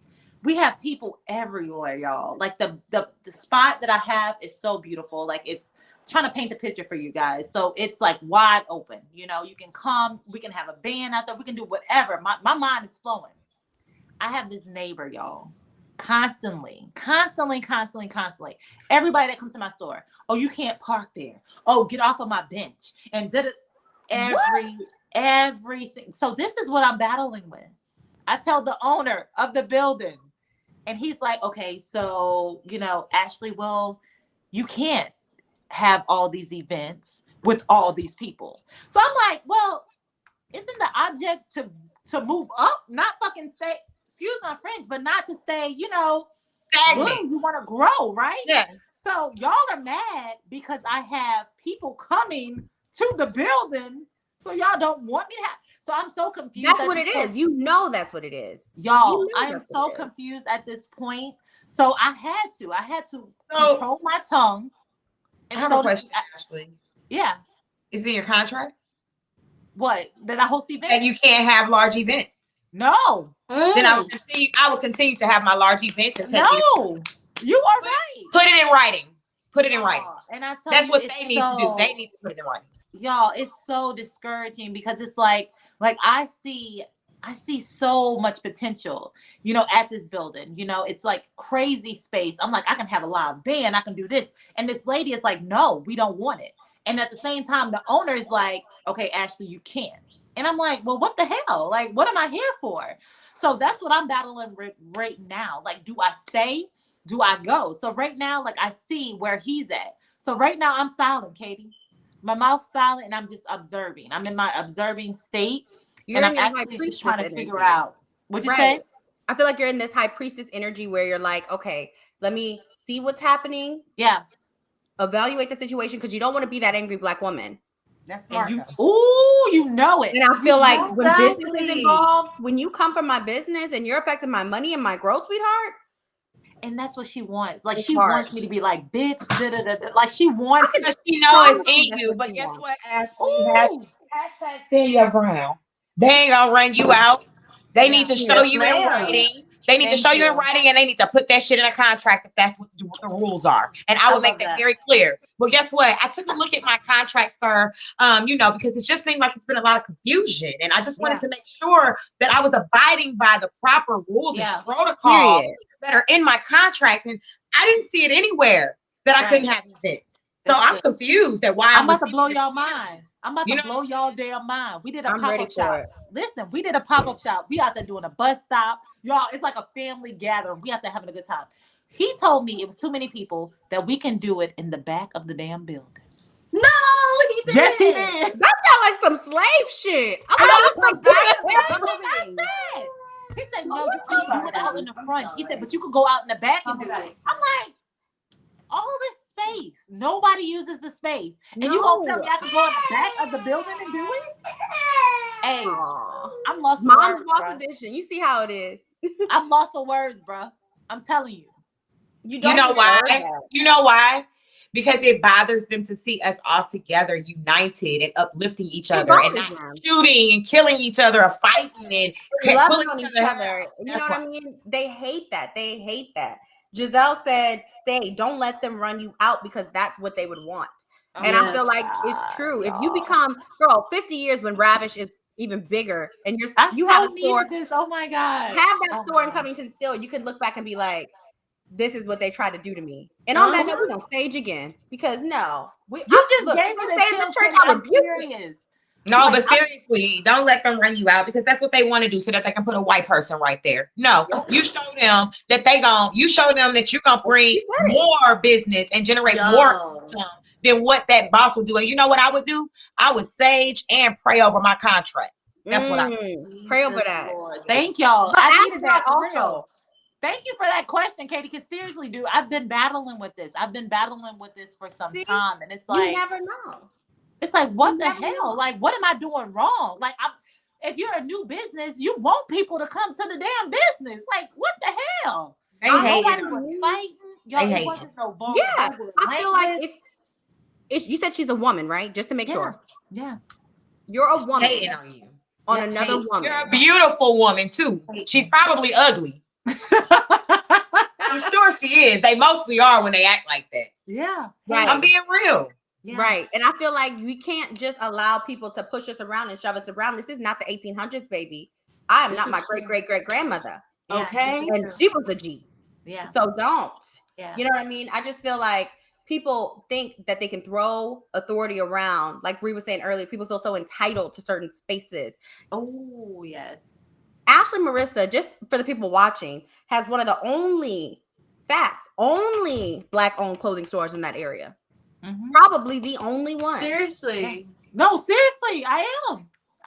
That is hard to just deal with. I mean, even to have the courage to be like, I'm going to hold on. I don't mean to like cut you off, but I did hear you say clothing store. I want to clarify. Yeah. Black-owned business, period. Yeah. Down there, period. Yeah. I feel like you should speak on that, because Bree knows she lived in Covington. Well, you lived in Madisonville, Covington area longer than I was even there. You know, so I feel like it's just an area where when you see a Black person doing well, you end up feeling so proud and you want to claim it as your own victory. But you know, at the back of your head, they don't have as big of a chance. And it sucks. But I feel like with you, your vision has always been so clear. So it's kind of hard to stop somebody that's a train moving on this path and they already have that tunnel vision. I feel like you're almost 10 steps ahead of that area. Right. And that's why, like I was telling her earlier when you guys were off, like I want to move so bad because it's like to another state. But didn't you move? Okay, so Ashley was actually on To Love with Rome. Uh-huh. On, what was it, E? Bravo. Bravo. Yeah. And how was that like, traveling and dating and being on set? Well, just experiencing life somewhere else is totally different. You know, like, you know, because you're in Covington, it's one mindset type thing. So everywhere that I go, I look for a variety of, you know, different people. Like, I love people, like, you know, just experiencing life. Because a lot of people that's here don't know that it's life outside of Covington. Right? So it's just like, dude, like, there's life outside of this damn little place. Right? All you gotta do is take a little drive, baby. Even just a little one. A little tiny one. It was just me for myself. It was just really, Katie, honest to God truth. It was me finding myself, like reconnecting with who I was and what I want out of my life. You know, that's what Rome did for me. Although it was to Rome for love to go and find a love and a mate. Like, I found love within myself. Honest God true. Really? And that's all that it is that to each and every one of you. Because we talked about, I wanted you each to create a queen name. How do you resonate with that name? Let's start from Bree, one more Ash, and then we'll go Ash, Marissa. Because I know how we are, y'all. We could talk for days. I'm trying to keep us on track. But okay, so how do you feel like you have qualities of being a sincere queen, and how do you stand in that, Bree? How do you stand in that energy? To stand in that is basically just being genuine. To be in like my most truest self. Honestly. Do you feel like people tell you you're too truthful? Like, I take pride in being a truth teller because I like to call bullshit when I see bullshit. People be like, but if I hear it in a negative sense, it's more of like, okay, you're not for me. You track it in your mind. You take a tally in your mind. Like, you know. What about you, more Ash? So are you asking about the name? Yes. How do you resonate? Because you are a benevolent queen of the night, and that's your permanent name in this society. Oh, by the way, y'all signed up. We got a lot coming with it. Just see. Y'all gonna be on it though. I'm excited. Yeah, y'all the front. What do you call it? The front runners? No. Okay. Go ahead. Nobody knows. No one said anything. Oh, it's actually the benevolent queen. Oh, I'm sorry. The benevolent. Yes, benevolent. So benevolent means serving for a charitable cause rather than a profitable cause. Nice. So what a benevolent person would be is someone who genuinely wishes other people well, someone who is not surprising. If you know the word, basically it just means that you're charitable, you're giving, you know what I'm saying? I would say it's in everything that I do. So that's basically why I'm from a radio show, you know, to be charitable, to offer a platform for people that did not have a voice, that did not have a platform, inexpensive and cost efficient way to promote themselves ongoing. And do you feel like you came from that? I just want to know where your core is rooted from, because you are such a giving, you have a big heart.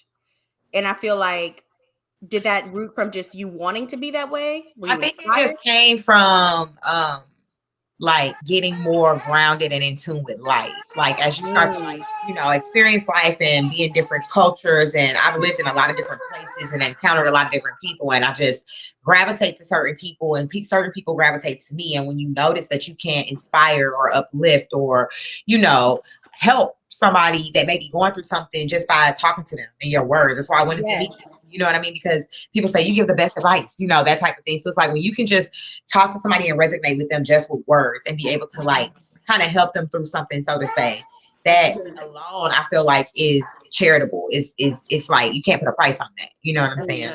Yeah, no, yeah. And I feel like I wanted to talk about this earlier. You're good. More Ash met.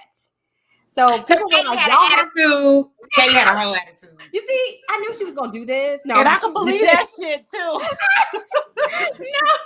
you know what? No. Okay, so people were like saying we needed to meet because we were in the same industry, and you know, when you meet somebody in the music industry, you want them to meet. So we finally met, but I was like, I don't know. I feel like she's giving me an attitude. I don't know what it is. And she was like, no, this is my face. And like, I pulled her in the room. I was like, we hang out too much. Let me tell them the real story. Katie, go ahead. Go ahead. I'm gonna tell them the real story. Okay. She tried to make it sweet for herself. No, ma'am. Okay, so what happened was we actually had met once before that. At a party. Had a great time. Yeah, she forgot about that. Selective memory. Hashtag selective memory. Hashtag. I need some more powder. I'm getting dewy. So we met at a party. We had a conversation about, it's like literally when I was just starting the show. So it was like the month that I was starting the show. You know what I'm saying? We hadn't even aired our first episode or anything yet. So it's like telling her about the show, what we had going on, blah, blah, blah. She's like, you should really get me on the show. I'm an artist. I do tarot readings. I do this, I do that. I was like, sure, yeah, absolutely. She's like, you're not going to remember because we're drunk. I was like, I'm going to totally remember. She's like, I'm going to reach out to you and let you know when a good time for me is or when we could book the interview or whatever. Katie never reached out. People in Atlanta, they lie. Katie never reached out to me, Ashley, okay? That's Katie. No. So it wasn't no shade. You would reach out to me. You said that. You said you were going to call me when you were ready. Tell me what time. So we both were like, well, anyway, then we met again at the party that she was referring to.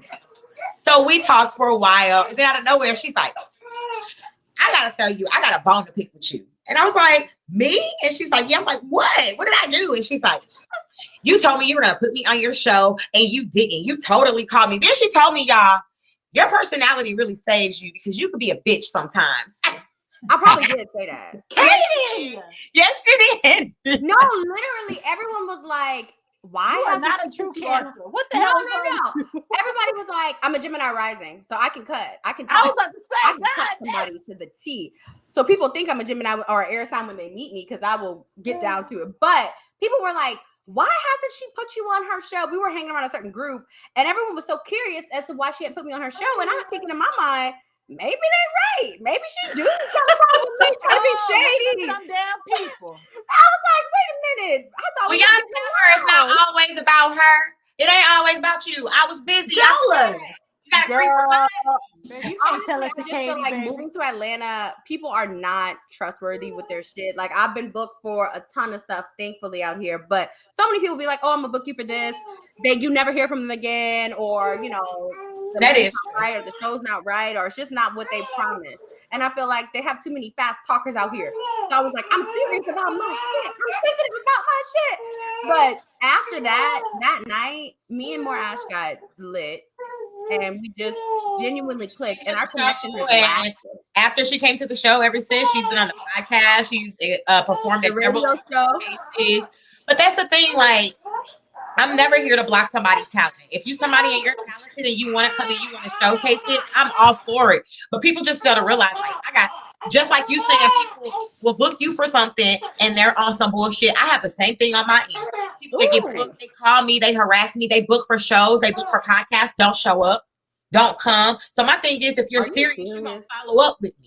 You know what I'm saying? You're going to tell me like, hey, I talked to you and you said you were going to, and now I know you're serious. You really want to do this. Because I can waste my time looking at somebody doing flyers and all this shit and they don't even show up. You know what I'm saying? You said that to me that night. You were like, you're serious. Like, I can see that you're serious. Y'all are and it's funny. Like, this isn't like a play game. This is like my real life. But Katie, that is so you, baby girl. Yeah, that's so yeah. Mm-hmm. I just feel like I don't like when people just walk on eggshells. Like, I don't want to be uncomfortable around you. Let's just get to the tea of it. Because let's address the elephant in the room. Yeah, let's just talk about it. We're grown women. There's no need to be extra, throwing hate around, throwing shade around, being petty. It's just no need. I'm sorry, Bree. We're going way over. I really wanted 2 hours, but we good. That's okay. It's going. We going. No, that's bad. That's my bad because my husband was supposed to have been home, but he asked me if he could work late, and I said okay. So I'm thugging it out. No. Let me stop. That's why we ain't married yet. Problems. But I just feel like as women, after we get down to the T of addressing each other's personalities, right, we have to get down to the T of working. Because at the end of the day, we're not men. We're different. I feel like women have a different quality. And we actually, when we step into a room for a business meeting, eyes are already on us. So we can grow the attention because they're like, dang, they're beautiful, but also they have a brain. They have a sense of mind. They have a focus, a path. They're on a journey and they believe in themselves. Period. Let's do it. Good. You know? That's and good. I feel like, what does Beyonce say? It's that song with Jay-Z, Upgrade You, but it's like, you need me to close the business deal. That's how I literally carry myself. I feel like as women, we bring more to the table than people want to even give credit for. So how do y'all think it is to work with women with different personalities? Because we're obviously also different, but we do have a lot in common. I think our morals really are where we align, just this group in general. But how do y'all, let's start with, I start with Ash Marissa. I mean, you just said it. Like she just said, you approach the situation. Bring everything, at bay and squash it. Move on. Like woman power. Non-confrontational though. Wait a minute. This one. More Ash. I mean, not more Ash. Ash and Marissa, you trying to be sneaky because you didn't answer your queen question. You thought I didn't know this. No, I asked them too. No, wait a minute. Bring it back. We won't get to working with other personalities in a second. I cannot. Define being a confident queen. Was it confident or was it courageous? It was confident. It means almost the same. I think it was courageous. I thought it was courageous too. Let me go back to Meet the Queen. I think it is courageous. It's courageous. I think it's courageous. Oh, courageous. So I picked courageous, y'all. Number one. Because, like, I had to be brave like my whole life. Basically, from getting married at 21, having kids, being a single mom. You have to be married at 21. You have to be, yes. You have to be fearless, So that's why I picked it. I have a sister that she always says, "You're the brave one. You're the brave one." Like she tells me that all the time. Yeah. You're the brave one. Because I don't even think, like I was telling you earlier, Katie, like anything that I think about, I just do it. Because I'll never know what's gonna come from it. Like if I don't just do it, if I fail, so damn what? I'm fearless almost in everything that I do. I can. You have a lot of perseverance. Yeah. I can, like, what is the word? I can back you on that. I feel like I've seen you in situations where you're just you just don't care. You just are going to take the risk regardless. And whatever comes, you're with it. And I think that's why when we hang out, people are like, oh, Lord, Ashley and Katie. Because we be like, y'all, we be the loudest in the restaurant. We don't care. We're laughing. We're sipping drinks. We're having fun. We're having fun. Performing, and I just feel like it shows it, like it just radiates out onto the, out to the universe. Yeah, it does. But also I want to ask you, what like really moved into fashion? Did you have a passion for fashion? Well, I was very, very insecure growing up. Like I was always told like I wasn't beautiful. I was always told I was like seriously. So dressing up and wearing heels made me feel that way. So I had to like almost reinvent this person, y'all. Like seriously. So that's definitely where I get it from. The fashion and everything. I just love to dress up. Like I won't go to the grocery store like looking any kind of way. And that's just because of my childhood. And I want to say that to say this. Bringing up kids, like what you tell kids, what you feed into them, that shit sticks with them. You see what I'm saying? So speak positivity. Don't sit there and say, oh, your hair's nappy, you're ugly. Like kids will grow up thinking that shit. Like seriously. Like I thought I was like the dumbest person to walk the earth, until I reinvented that person, until I knew what I could accomplish myself. Do you think it's important, like all of you, do you think it's important to understand what your unique qualities are? Oh, of course. Most definitely. That's such a huge part of your identity. Yeah, most definitely. Huge. And I feel like I've met so many people that have a hard time distinguishing themselves and understanding that they're different. And it's like, if you are a human just in general, you need to understand that you can do anything. You're so beyond possible of doing whatever you want to do. But you have to start with the mental. It's all about the belief system first, But that all goes back to say, like, what have you been fed? Like, you know what I'm saying? Like, if it's a small, weak-minded individual, like, they will stay there. So you have to be strong enough. You have to be brave enough, fearless enough to overcome those situations, Definitely. So, more Ash, what really was your passion for you to get started with the music world? Radio. I've always wanted to be in radio since I was a kid. Did you feel like you had I have an uncle who's on the radio. Shout out Lafayette, Louisiana. He on the oldie station. He's the man with the $1 million voice, Ron Richard. That's my uncle. Okay. One of the biggest radio stations in Lafayette. And do you feel like you had the radio voice? It wasn't even about the voice for me. It was about the passion. Like, I just love media. I love music. I love entertainment. I like researching it. I like knowing what's popping. I like every morning. Yeah. I want to know what happened overnight. Like, did somebody get shot? Did somebody get arrested? What's in the hot topics? What's the current news? You know, like, I'm up to date on all the rap stuff. I know who's out, who dropped the albums. You know, I love Drake. I am obsessed. Yes, I love me some Drake. But more than anything, it's work ethic that I admire. So I admire Drake's work ethic. I feel like he's very, very talented.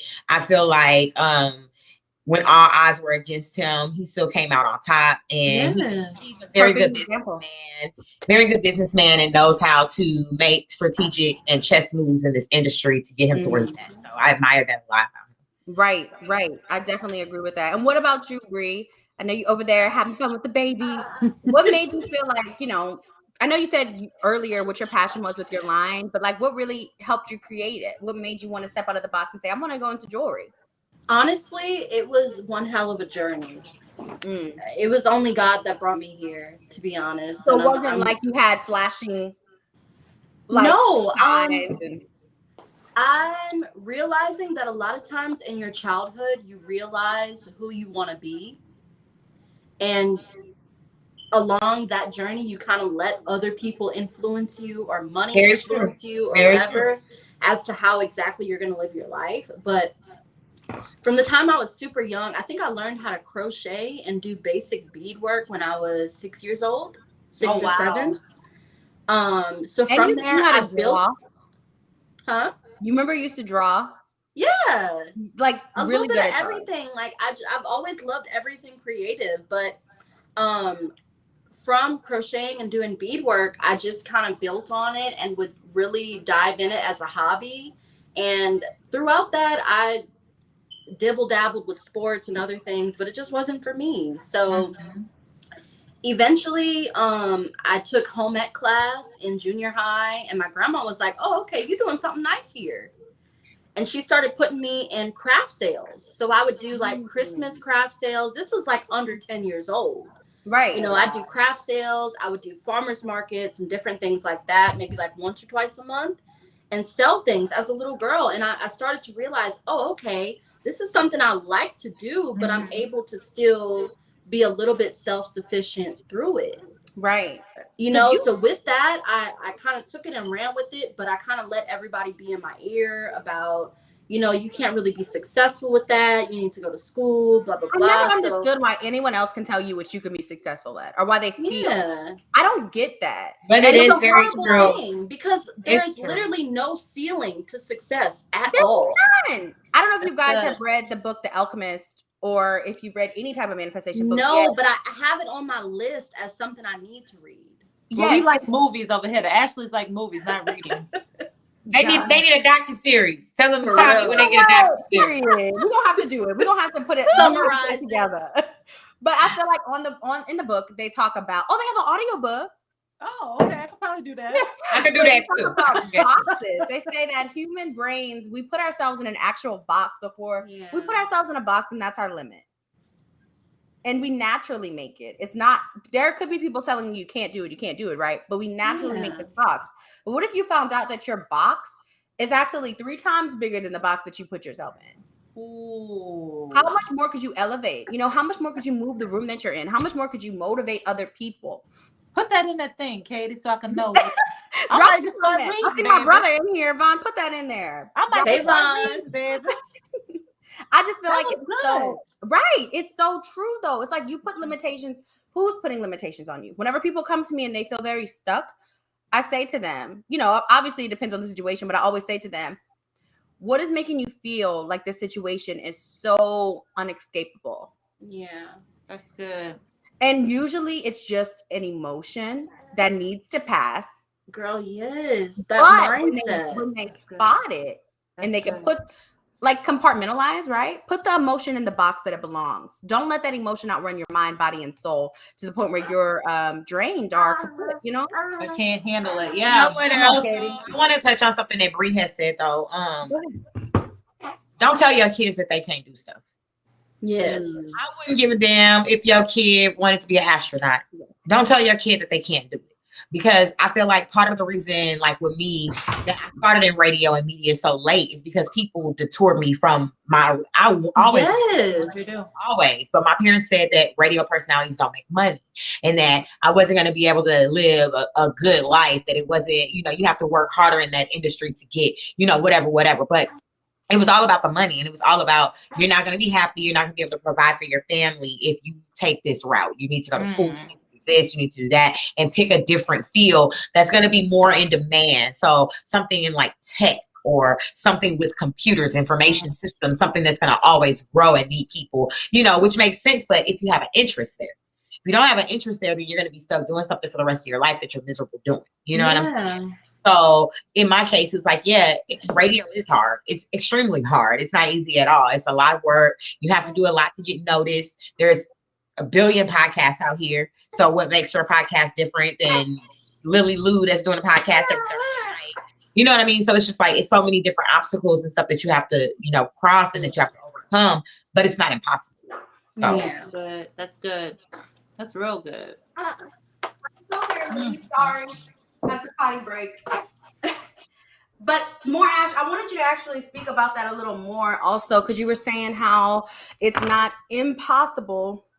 I know we talked about what we do with other people and how we put them in their boxes, but what do you say to yourself whenever you're like, oh my gosh, they're literally, and honestly, I'm gonna be real with y'all. I feel like I've elevated enough to not deal with this because I dealt with this so much in middle school and high school and junior high. How do you deal with that in yourself? How do you make sure to not take it personal? Take what personal though? Like when people put limitations on you. Oh, I don't even know about it if they do. I like that. That's how I feel too. I'm like, I can't. Honestly, I don't allow none of that. Like you can feel how you want to feel, but a lot of times people that follow me, they not gonna say that to me. And you know that, Katie. Like, don't come on my page and tell me that I can't do something or nothing like that. So I don't have that. So if people feel that way, I don't know about it. So I guess I love that. Them, then it's just NSG is in the building, Ash. They says, what's good, Ash? Who? NSG. Hey, what's up, NSG? See, they're my artists right there. You know what I'm saying? Like, I don't really have like people that, you know, come to me and tell me that like what I'm doing is trash or I can't do something. And if they feel that way, they keep it to themselves. And I probably always shit on them anyway. And they probably be like, damn, she really did it, you know? So I don't even pay attention to that type of stuff because I'm caught up in my own stuff. I'm an adult. First of all, like I don't play these follow, unfollow games, all this Instagram bullshit. People living in a facade, like that is a job for me. I post on outside of Instagram because people be like, "Yeah, I'm really proud of my following. I built it because I have been an artist for so many years. I've been performing in all different cities in Louisiana. I've toured already. I've done a lot. I've networked with some big artists. So of course, and I feel as though people think that's just all that you have to be. And again, it's perception." Yeah, it's like but that's at the same time though, Katie. I've seen your page and you only post what you want people to see. Yes, I mean, because I know what my platform is. You even said earlier you don't even post the same stuff that you post on Facebook, on Instagram. So people only see what you show them, what you allow them to see. Yeah. You know what I'm saying? So they judge you or have this perception of you and how your life is based on feeds. You know what I mean? And it's ridiculous. People are like, I just want to say this because I feel like this was a time when I was silenced, you know. I have been doing tarot for a while, and I feel like a lot of people were shocked. And I kept seeing their faces, but then when I would do their reading and it was so accurate, they would be like, wow, I can't believe you're a reader. And I'm like, is it because your perception of me is that I'm always so bubbly and nice and that I don't have a brain? Or is it because you don't think that I can be that deep? Or do you not feel like I don't have depth? You know what I mean? So I feel like once I realized that people will make a perception on you regardless of the situation, regardless of how good you are to them or who you are to them, I just couldn't care anymore. Right. That's exactly what it is, Katie. Number one, it's the way you dress and it's the way you carry yourself. Because you dress sexy and you have this bubbly persona, people automatically write you off as an airhead. They're like, oh, she's an airhead. She don't know nothing. Then when you start talking, showing layers. Tell people what you do and what you got going on that's outside of music, and you start digging deep into. Then they're like, oh, okay, it's a different perception. You know. Yeah. I feel like she's smart as shit too. Like she's smart as shit. But I will say this, Katie.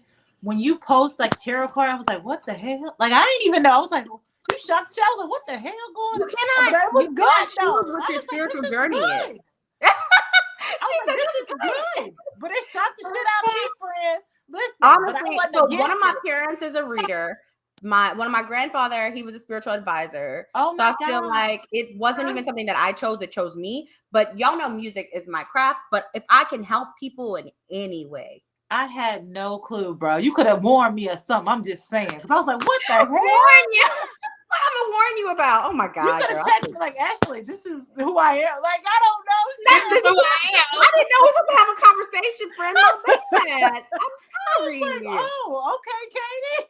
Oh my gosh. But I love it, bro. I want to be read. Tell me something about myself when I come down. If you want a reading, drop that in the comments because I'll be doing readings. Just saying. Baby, I do. Tell me. So let's talk financials, guys, before we end the live. Let's talk money. Because a lot of women on here really have been asking me, texting me, and all. I've talked to my friend Allison, and she was definitely interested in hearing more about LLCs, financial situations. I know a lot of business owners are in this right now. So do you feel like, each of you, do y'all feel like it's important to have a business plan? Yes. Yeah. You Well, need direction. I like business plan. Go ahead. I say yes, but not necessarily in what you think. It doesn't necessarily have to be a traditional contract looking business plan that you don't even really know what it's saying to you. It's like, I don't know, I'm just filling in the blanks. Not that type of a business plan. To me, it needs to be flexible. Definitely needs to be flexible, but I also feel like your business plan is going to be based on you. It's going to be based on your work ethic. It's going to be based on what's important to you. Yeah. So what you need to prioritize for your business first. It could be a piece of paper that you just write everything down on, like how you're going to start your business, what you're going to do step by step. You know what I mean? It doesn't necessarily have to be that traditional, but I do think along the line and down the line of you building that business that you do need to have something more legal in place. Right. Yeah. And I would agree with you. Yeah, I would definitely agree with you. Like seeing it, writing it down, don't just think it or say it or Let whatever. me show y'all this. Definitely have it wrote down somewhere. So this is my business plan for 2021. Come on, Katie. She said write it down on a piece of paper. That's what I'm saying. Yeah. Literally on the first one says 100K streams in the next 6 months. I got 100K streams in less than 6 months. Come on. Manifestation is real. Nobody could ever tell me manifestation is not real. They could never say that to me because I know the truth. Write it down. Write it down, breathe it, believe it, own it, and align with it, because you can't keep chasing something that you're not aligning and believing in yourself. You can't even see it. Like, you can't see. Very true. That is so important, y'all. I feel like whenever you can't see something and you're chasing it, you keep showing the universe that I don't even know if this is really for me. I don't even feel like I'm aligned, or I don't feel like I deserve this. The universe only gives you what you deserve, in my mind, in my opinion. I feel like the universe only gives you what you believe you deserve sometimes. And what you're passionate about. Right. You can always elevate that. You can always change it. Think as the universe as a wishing tree that you are sitting underneath. And own it. Believing is such a huge part of manifesting. Say it. Say it again. I said believing is such a huge part of manifesting. Yeah. It's literally the 1, 2, 3 step. You have to believe it, see it, own it, all of it, all of the above, everything, guys. I know I've been talking y'all's heads off. Everybody's getting like in this mode. We getting serious. But okay, let's lighten it up, and then I'll end it with a couple other questions, and then we're gonna head out, guys. I'm so grateful for everyone who is on this live. I just want to speak a little bit more about the purpose of this. Just 1 second. I actually wrote something. Okay, so I did tell you guys earlier that I want this to be more like a sisterhood for women that feel supported in all of their new endeavors and ideas, entrepreneurs who are able to help them when they do feel blocked or when they do feel stuck with certain questions that other people around them may not be able to answer. I want people to feel understood and heard. And also being a Renaissance woman, because I name myself the Renaissance Queen, it means to me to not be afraid to take the extra step. To not be afraid to take a leap or do something you've never done before. Like for me, it was definitely moving to Atlanta. I had taken smaller risks before, but because I was doing so well in Louisiana, people expected me to stay in a certain position and own it. And then like they wanted me to feel like, okay, you have a really good job. And, as a Black woman in the Black community, our Black families want us to have a really good job, right? They want us to be really set up. That's number one. They never want you to leave your job. But I was grateful enough to have a really good support system with my mom, dad, brother, sister, and both my brothers. And I feel like it helped me motivate me more. They just wanted to make sure I wasn't going to take anything too risky, right? But I feel like for me, I owned it. Whatever happened would have happened. And I feel like I'm here a year later, and I'm really happy with the progress that I made. I know, Bree, you moved as well, and you went through your journey, and that was hard, I'm sure, because you have a close-knit family as well. Do you feel like it was hard for you to just step out the box? Hard isn't really the word. Like I can't even think of the word to come up with it, but it's definitely been an experience. And at times I questioned myself on every single turn. Right. There were so many things that presented themselves to where the easy way was to go back home. But I followed my heart, and I stayed determined and knew that I needed to stay out here for growth, if nothing else. Right. I moved out here with my sister, and she wouldn't mind me sharing this story, but she realized it wasn't for her very shortly and moved away, moved back. And I feel like I had a choice. You either stay here and you do what you want to do and you actually pursue your dreams, or you go back. And I just told myself, I'm not going back. And my mom was like, I already knew you were going to say that. I was like, Dude, I remember. I love you, Kaylin. Your mom almost went crazy that night when you were leaving, and I don't know why she wanted to leave and go there. I was like, oh, Lord. She didn't even say this to me, telling this to you. She did not like the fact that you were moving, dude. But I commend you on making. I commend you on making that step, because we have to do what's best for us. Yeah, she texted me. Yeah. She texted me the other day, and she was like, I'm glad you're not out there just doing nothing. I'm glad you're actually doing amazing things. Like, she was like, I'm so proud. I was like, but you proved, you proved to her that you were going to be good. Because I don't even know what she thought, but she was like, she's going to go out there. Like, she was crying. She felt like I could make it. That's how my mom was too. She just was so set on me making it in New Orleans. She was helping me she wanted me, we already doing it. She printed me out all the CDs of my music. And before I would go to work at the bank, she would have me hand out my music to people in the quarter, because I was right in the French Quarter. There were so many artists, so that people could hear my music, follow me, all that. My mom is definitely a momager, but to not be so close to her, I think it scared her. It was scared. Oh, she was scared, baby. Baby, listen, she was scared. Definitely scared. And I think we can probably all relate to that as moms, of that turning point of losing control over your seed. Yeah. Yeah, she just felt like how that really feels. Yeah. I mean, I'm going to college. My kids are young, so I only have. Well, my son is 15, so yeah, I definitely understand that. I can only imagine. I've just been able to reflect through witnessing what my mom experiences as far as her emotions, and my decisions and stuff. Right. And, trying to give her credit for how she feels without feeling selfish, and considering her feelings just as a whole. Yeah. Definitely. Oh, look, Bree. I don't know if you remember Keyshawn Kesey. He says, Bree. Hey. So cute. So I also wanted to just finish up what I was saying about being a Renaissance woman and what it means to me. It means to not be afraid to take that extra step, not being afraid to take a leap and do something you've never done before. Try your hand at a different experience. Use all of the elements. Be the magician, right? Know that you can do anything. You're so capable. We're so powerful.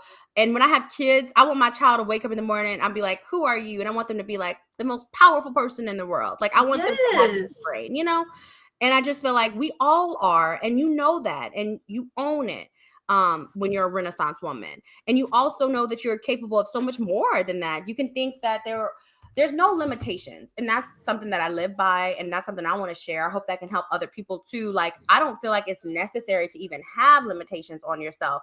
If we are all capable of amazing things, why aren't you? Right? That's good. Yep. That's true. You did it, baby. You did it. I tell you what, you did it. You went straight to Atlanta, baby, and you doing your thing. Well, so y'all proud are my journey, but I feel like even more, Ash, you're on a different side of the perspective. So it's like you get to see my journey now, and I think it's great. I get to see your journey, all of y'all's journey. I'm so proud. It's the same thing for me. I moved here 2 years ago from St. Louis, so the only difference between me and you is that I didn't care what my family had to say. I was like, Right. I'm not trying to hear it. So, but I was just real adamant about coming to Atlanta. Like I knew that I needed to be here. I knew that it was Black Hollywood. It is. I knew that I would be able to get way more farther in what we were doing, even with his music and stuff like that, just being here, you know, alone. And I mean, I got here and I hit the ground 100 miles and running. I've worked for some heavy hitter jobs in Atlanta, and I've only been here for 2 years. I worked for the Atlanta Hawks. I've worked for the Falcons. Right. I've worked for CarMax. I've worked for Lyft Corporate, you know, but that's all since I've been in Atlanta, Yeah. you know what I'm saying? So I've gotten some amazing opportunities. I'm about to start a position with Comcast. So just amazing opportunities out the ass. So I'm grateful for it. That's good. Seems like Shout out to you for opening yourself up to those opportunities. Yeah, I appreciate that. That's the magician, right? It's knowing that. Okay. Well, for me, I think any opportunity that I take, it has to benefit Gumbo. So like even with my day job, it's Comcast, a TV network. So you're like 8 to 5 or 9 to 5. It's a TV network. All I need to do is get in the building and network with people and let them know that I have a show and what I'm trying to do. So good at networking. You know what I mean? Like everything has a purpose. Like I'm not just coming to work at your job to make $16 an hour. If that's what I'm sorry. No, I'm not. I'm coming in here because I already have a motive. In my mind, I need to find out who's over the shows, who's over the networks. I need to be friends with somebody in that department. You know what I mean? How an entrepreneur thinks. We just 36. Yeah. Ready for more. Yeah. And I just feel like the connections that we make, like we talked about earlier, are so important. It's just very. I can't stress that enough. If you're watching this and you're trying to get your business started, one person that you touch, you can. Let me give y'all an example. Somebody that used to be a manager at one of my jobs in 2015 has a friend here, and he's from St. Louis. He has a friend here in Atlanta that's basically helping me out with my show. But he was my boss. So imagine if I didn't keep that relationship or it wasn't in good standing. You know what I mean? He thought about me to call me and tell me, like, I've been seeing what you've been doing, and I know somebody that could probably help you out. And, you know, you're looking for investors, you're looking for sponsors, you're looking for partners. This person could probably help you out. She could probably get you some paid gigs and start putting more money in you guys' pocket. But this is somebody that was my boss. Like I was reporting to him. He could have easily not kept a relationship with me if I was an asshole or disrespectful or didn't do my job or half-assed and didn't have a good work ethic, you know. Right. But he knew he could count on me, you know, then. So now I can count on him now.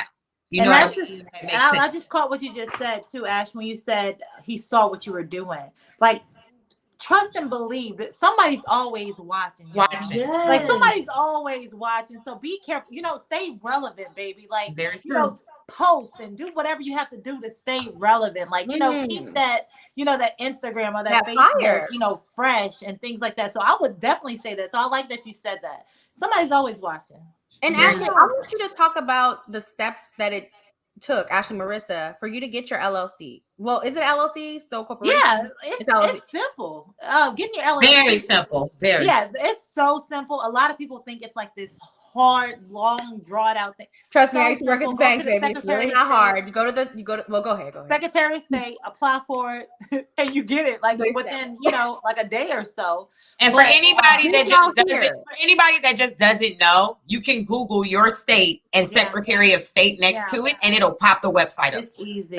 It's so easy. But I will say, like, if you're going into like the fashion industry or whatever the case may be, I know they have like these different like vendors. They're selling you vendor lists and all.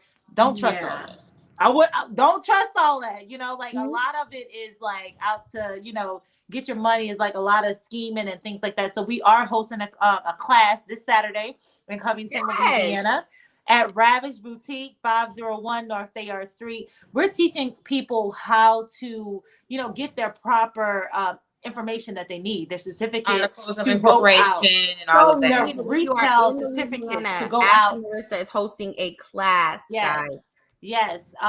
This Saturday, it starts at 11 o'clock. We're only charging you $25 to come in. We're also going to teach you and show you how to obtain that certificate to go out and get bulk retail, get bulk inventory. So they're also going to have this huge I'm gonna have to have you on the next one, just so when we do another business. Yeah, they're going to have a huge in Los Angeles, Las Vegas. They host this huge wholesale. It's a lot of different vendors out there. Yeah, we're going to show you how to go and apply for that, so you can go out and buy whatever retail from whatever retail store, whatever wholesaler you want to buy. So this Saturday in Covington, that's where we're going to be. Talking shit. Awesome. Talking shit. I love it. Do y'all see the queens I am surrounded by? But literally though, like it's so simple, y'all. It's simple. It really is. People are so curious on how to start a business, even with the tarot business. There are different things when you're doing things out of your own house. I want to talk about that. What are the licenses? It depends on the business that you're in. It depends on the business that you're in. But I want to say this really quick. The hardest part, I feel like, especially like for like what I do, is media, right? So we get a lot of cash. We get a lot of cash apps. We get a lot of like here and there type money that just comes through or whatnot, right? Mm-hmm. So it's hard to keep track of those transactions. It's hard to like almost calculate that at the end of the year when it's time for taxes. The best thing that you could do or that you could invest in, I was looking for it. I know I have one. Go ahead. The best thing that you could invest in for your business and for keeping track of things. Hold on, guys. This is what I'm talking about. This is beautiful. And my ears are wide open because this is a weakness of mine. Is going to be these 3 items, right? And I think it's important to speak on our weaknesses as well. But yeah, first is going to be an expense, and let me see if I can see it. Expense and account record. So this is going to keep track of every single thing that y'all do, bruh. Like anything by the day. You just write it down each day, and then by the end of the year, when you file your taxes, it's all right here. Every single transaction, anything. Somebody send you $20. It's for your business for a bracelet, Bree. Yep, $20 incoming merchandise. That's good. I'm loving this. Oh my God. This Transportation. Did you have to drive to go and drop off that bracelet, Bree? That was $3.27 worth of gas or whatever. Yes, ma'am. So right there. You put the date, you know what I'm saying, and all of that. Parking tolls, gas expenses, gifts, dinner. Did you have to go on a lunch to talk to people about product? That's business. You write it down. You know what I'm saying?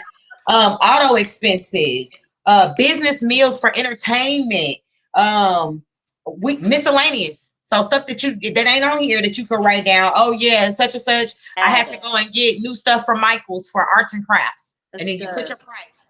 Keep your receipt for safety. You know what I'm saying? That type of thing. But if you do it daily, you get in the habit of doing it daily. Every time something comes through, like if I have 5 artists that pay to be on a roster, then I write it down. I have my Cash App receipts or however they made the payment. If they do make a cash payment, you get a receipt.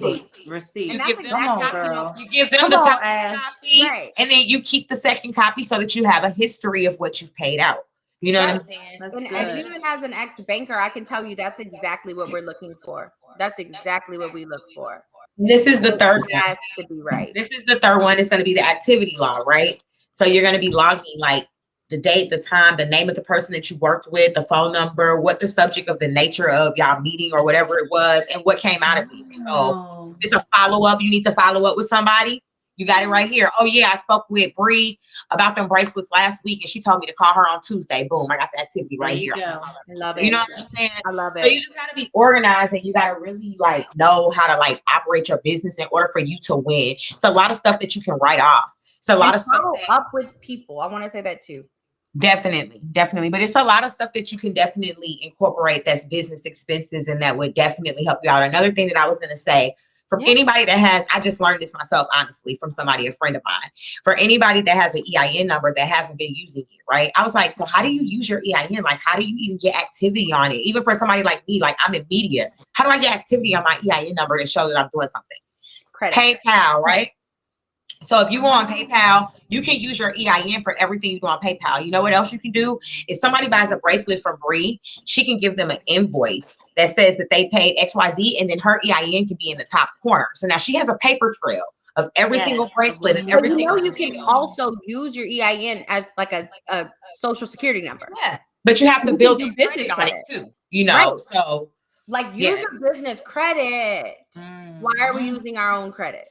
build your business credit first, though. You know, you have to have something to show. So you have to go and start slowly doing things to show that you have That activity. you have Right. it. Yeah. We need Everything that another is segment necessary. on this specifically. We Honestly. do. We really Do we, do. guys? Put it in the comments if we need another segment on business Seriously, talk, specifically because business talk. It's getting real. Like now we really Not a get part to two. the We might have to do a part two with all my same girls. But I'm all about that, I have y'all. a Like, couple if y'all more even want to ladies. just reach out to me and pick my brain about some stuff baby. that I've We learned, know, Yes. baby. You done check brought out out the websites receipts and all of book. that. You done brought out the damn Yes. journals. We know you serious, honey. Yes, guys. Shut up, I have Ashley. people I'm that gonna go are follow serious you. I about their promise. I'm craft on following you here. sis tonight. You so We are funny, not girl. funny. I need to this be is talking to you why. about that event space and coming out there and doing a pop-up shop. Oh, so same. Same. So we're already doing one of the Queen Reignings live. So we When? need everyone there. Yeah. Oh, baby, we're not sharing dates, baby. Whenever I say to pull up, pull up. Yep. But we already talked about it. Ravish. See, there go that Okay. attitude We're I was hosting it talking there. about. There's going to be performers, food vendors, all of that. It's going to Okay, be well, a this big is thing. random and What? a premiere of information, but I'm moving back home. Shut the fuck up. We're going to talk about Yeah, I'm that. moving back home in August. Like, for real, for real? So Louisiana. Like, already set Can in y'all stone. like get each other's Instagram, and then when we do the event, it'll be perfect? coming to What about Louisiana? more Ash? Are you gonna Yes. come? When is it? Month? No. Can we get a general Soon? something? No. Something. Oh, so I have I'm time to very plan it? private. That's Katie. Y'all barely got the questions. Baby, that's Do I have Katie time to Angel plan for it? you. Is what I'm trying to figure out. Oh, yes. You will have more than enough time to plan Oh, well, it. then, You will have yeah. at least 90 days to plan it. Look at your facial expression. Because, you know, I be booked, y'all. Like, I'm You will booked have Yes, more than enough right time. I now. don't believe in just having people try to rush into shit, because it's never how I want it when people rush. I like things to be in order, and I want you to be your confident, your most successful self. There's no reason why you don't feel like you have everything you need to do what you need to do. As any Yeah. artist, promoter, anybody that I work with, I want you to be successful. I'm not trying to look for you to just do half-ass shit. That's Next time why I we're gonna brought have to all have of you some to the food. table. Next time we're gonna have to have some food because I'm getting hungry. This is a live, baby. You What we see, can okay. eat? No, ma'am. No, ma'am. We are about to wrap up the live, but I'm so grateful for all of these women. I hope you guys got some insight, some gems, some truth, some core, just some emotion. I hope you feel inspired and moved and ready to just do different things in your life and take risks. I feel like tonight we Hey, I should want to just say really something before you close go out. ahead. Y'all check me out. I am going to be speaking on A3C Festival. I'm going to be speaking at the conference, doing a independent artist and independent business owner conference panel. So if you're interested in seeing what I have going on, even if you're virtual, I think that they'll have it live or whatever. You can follow me, and once they give me the info, I'll definitely post that and let you guys know where I'll be. If you're local in Atlanta, it is going to be in Atlanta, downtown, I believe by like Georgia Tech or whatnot. They'll have that whole area blocked out. So Gumbo Radio Show will be live. We'll be down there. Gumbo Radio Show is having a 1-year anniversary party on Monday. It's a pool party. So if you're local, yes, Katie is performing. So if you're local in Atlanta, please pull up. The flyer is posted on my page as well, on the Gumbo page as well. I have tons of flyers out there right now. So if you guys are in Atlanta, you're looking to participate in any events, just look at my page, and it's all there. That's Why don't what's y'all up. just say something, to close out so people can know where to find you? Yes, so you guys can find me. Because y'all know I have a ton of stuff coming up. I'm about to do a rap. Yeah, I do. You guys can find me personally at the number 1 _ more _ Ash, or you can just follow the Gumbo Radio Show page. It's at Gumbo Radio Show, and then my page is attached to that as well. And I just want to say thank you to Katie and to both of the beautiful women on this call. Bree, Ashley, you guys are amazing, and I'm grateful to even be in this call with you guys. And I appreciate the viewers and everybody that were participating with the questions. Giselle, she's the bomb. I appreciate you guys. So. Oh, that is my sister-in-law. We love her. Is it? She's the bomb. I love her my question. best friend also, but that is my sissy-in-law. Yeah, Okay, this was dope. I definitely want to thank all the ladies. Y'all can follow me at Ashley Marissa 84 on all social networks, Twitter, Instagram, and Facebook. Y'all, like, I'm an open book. I love people. Like I said, anything that you guys want to reach out and talk to me about, I'm very, very open. And I love helping people. So definitely reach out. Thank you, Katie, for this platform. This was amazing, sis. Oh, I love y'all. I love you. Love you. And for me, my personal page, y'all can follow me at _sincerely Bree. And for my business page at Artisan ARTISUNROOTS. So at Artisan Roots. Yes. So I got a lot of really nice handcrafted jewelry and accessories and stuff on there. And I have so much more in store. So it's only going to grow from here. Yeah, Only that's growing good. from here. Only growing from here. And I'm so grateful to each and every one of you ladies. I know I've expressed that a bunch, but I think that you all bring different qualities. People needed to understand you can be a mom and you can be a boss and you can be a big boss. You don't have to be, you can be a Rick Ross boss as a mom, period.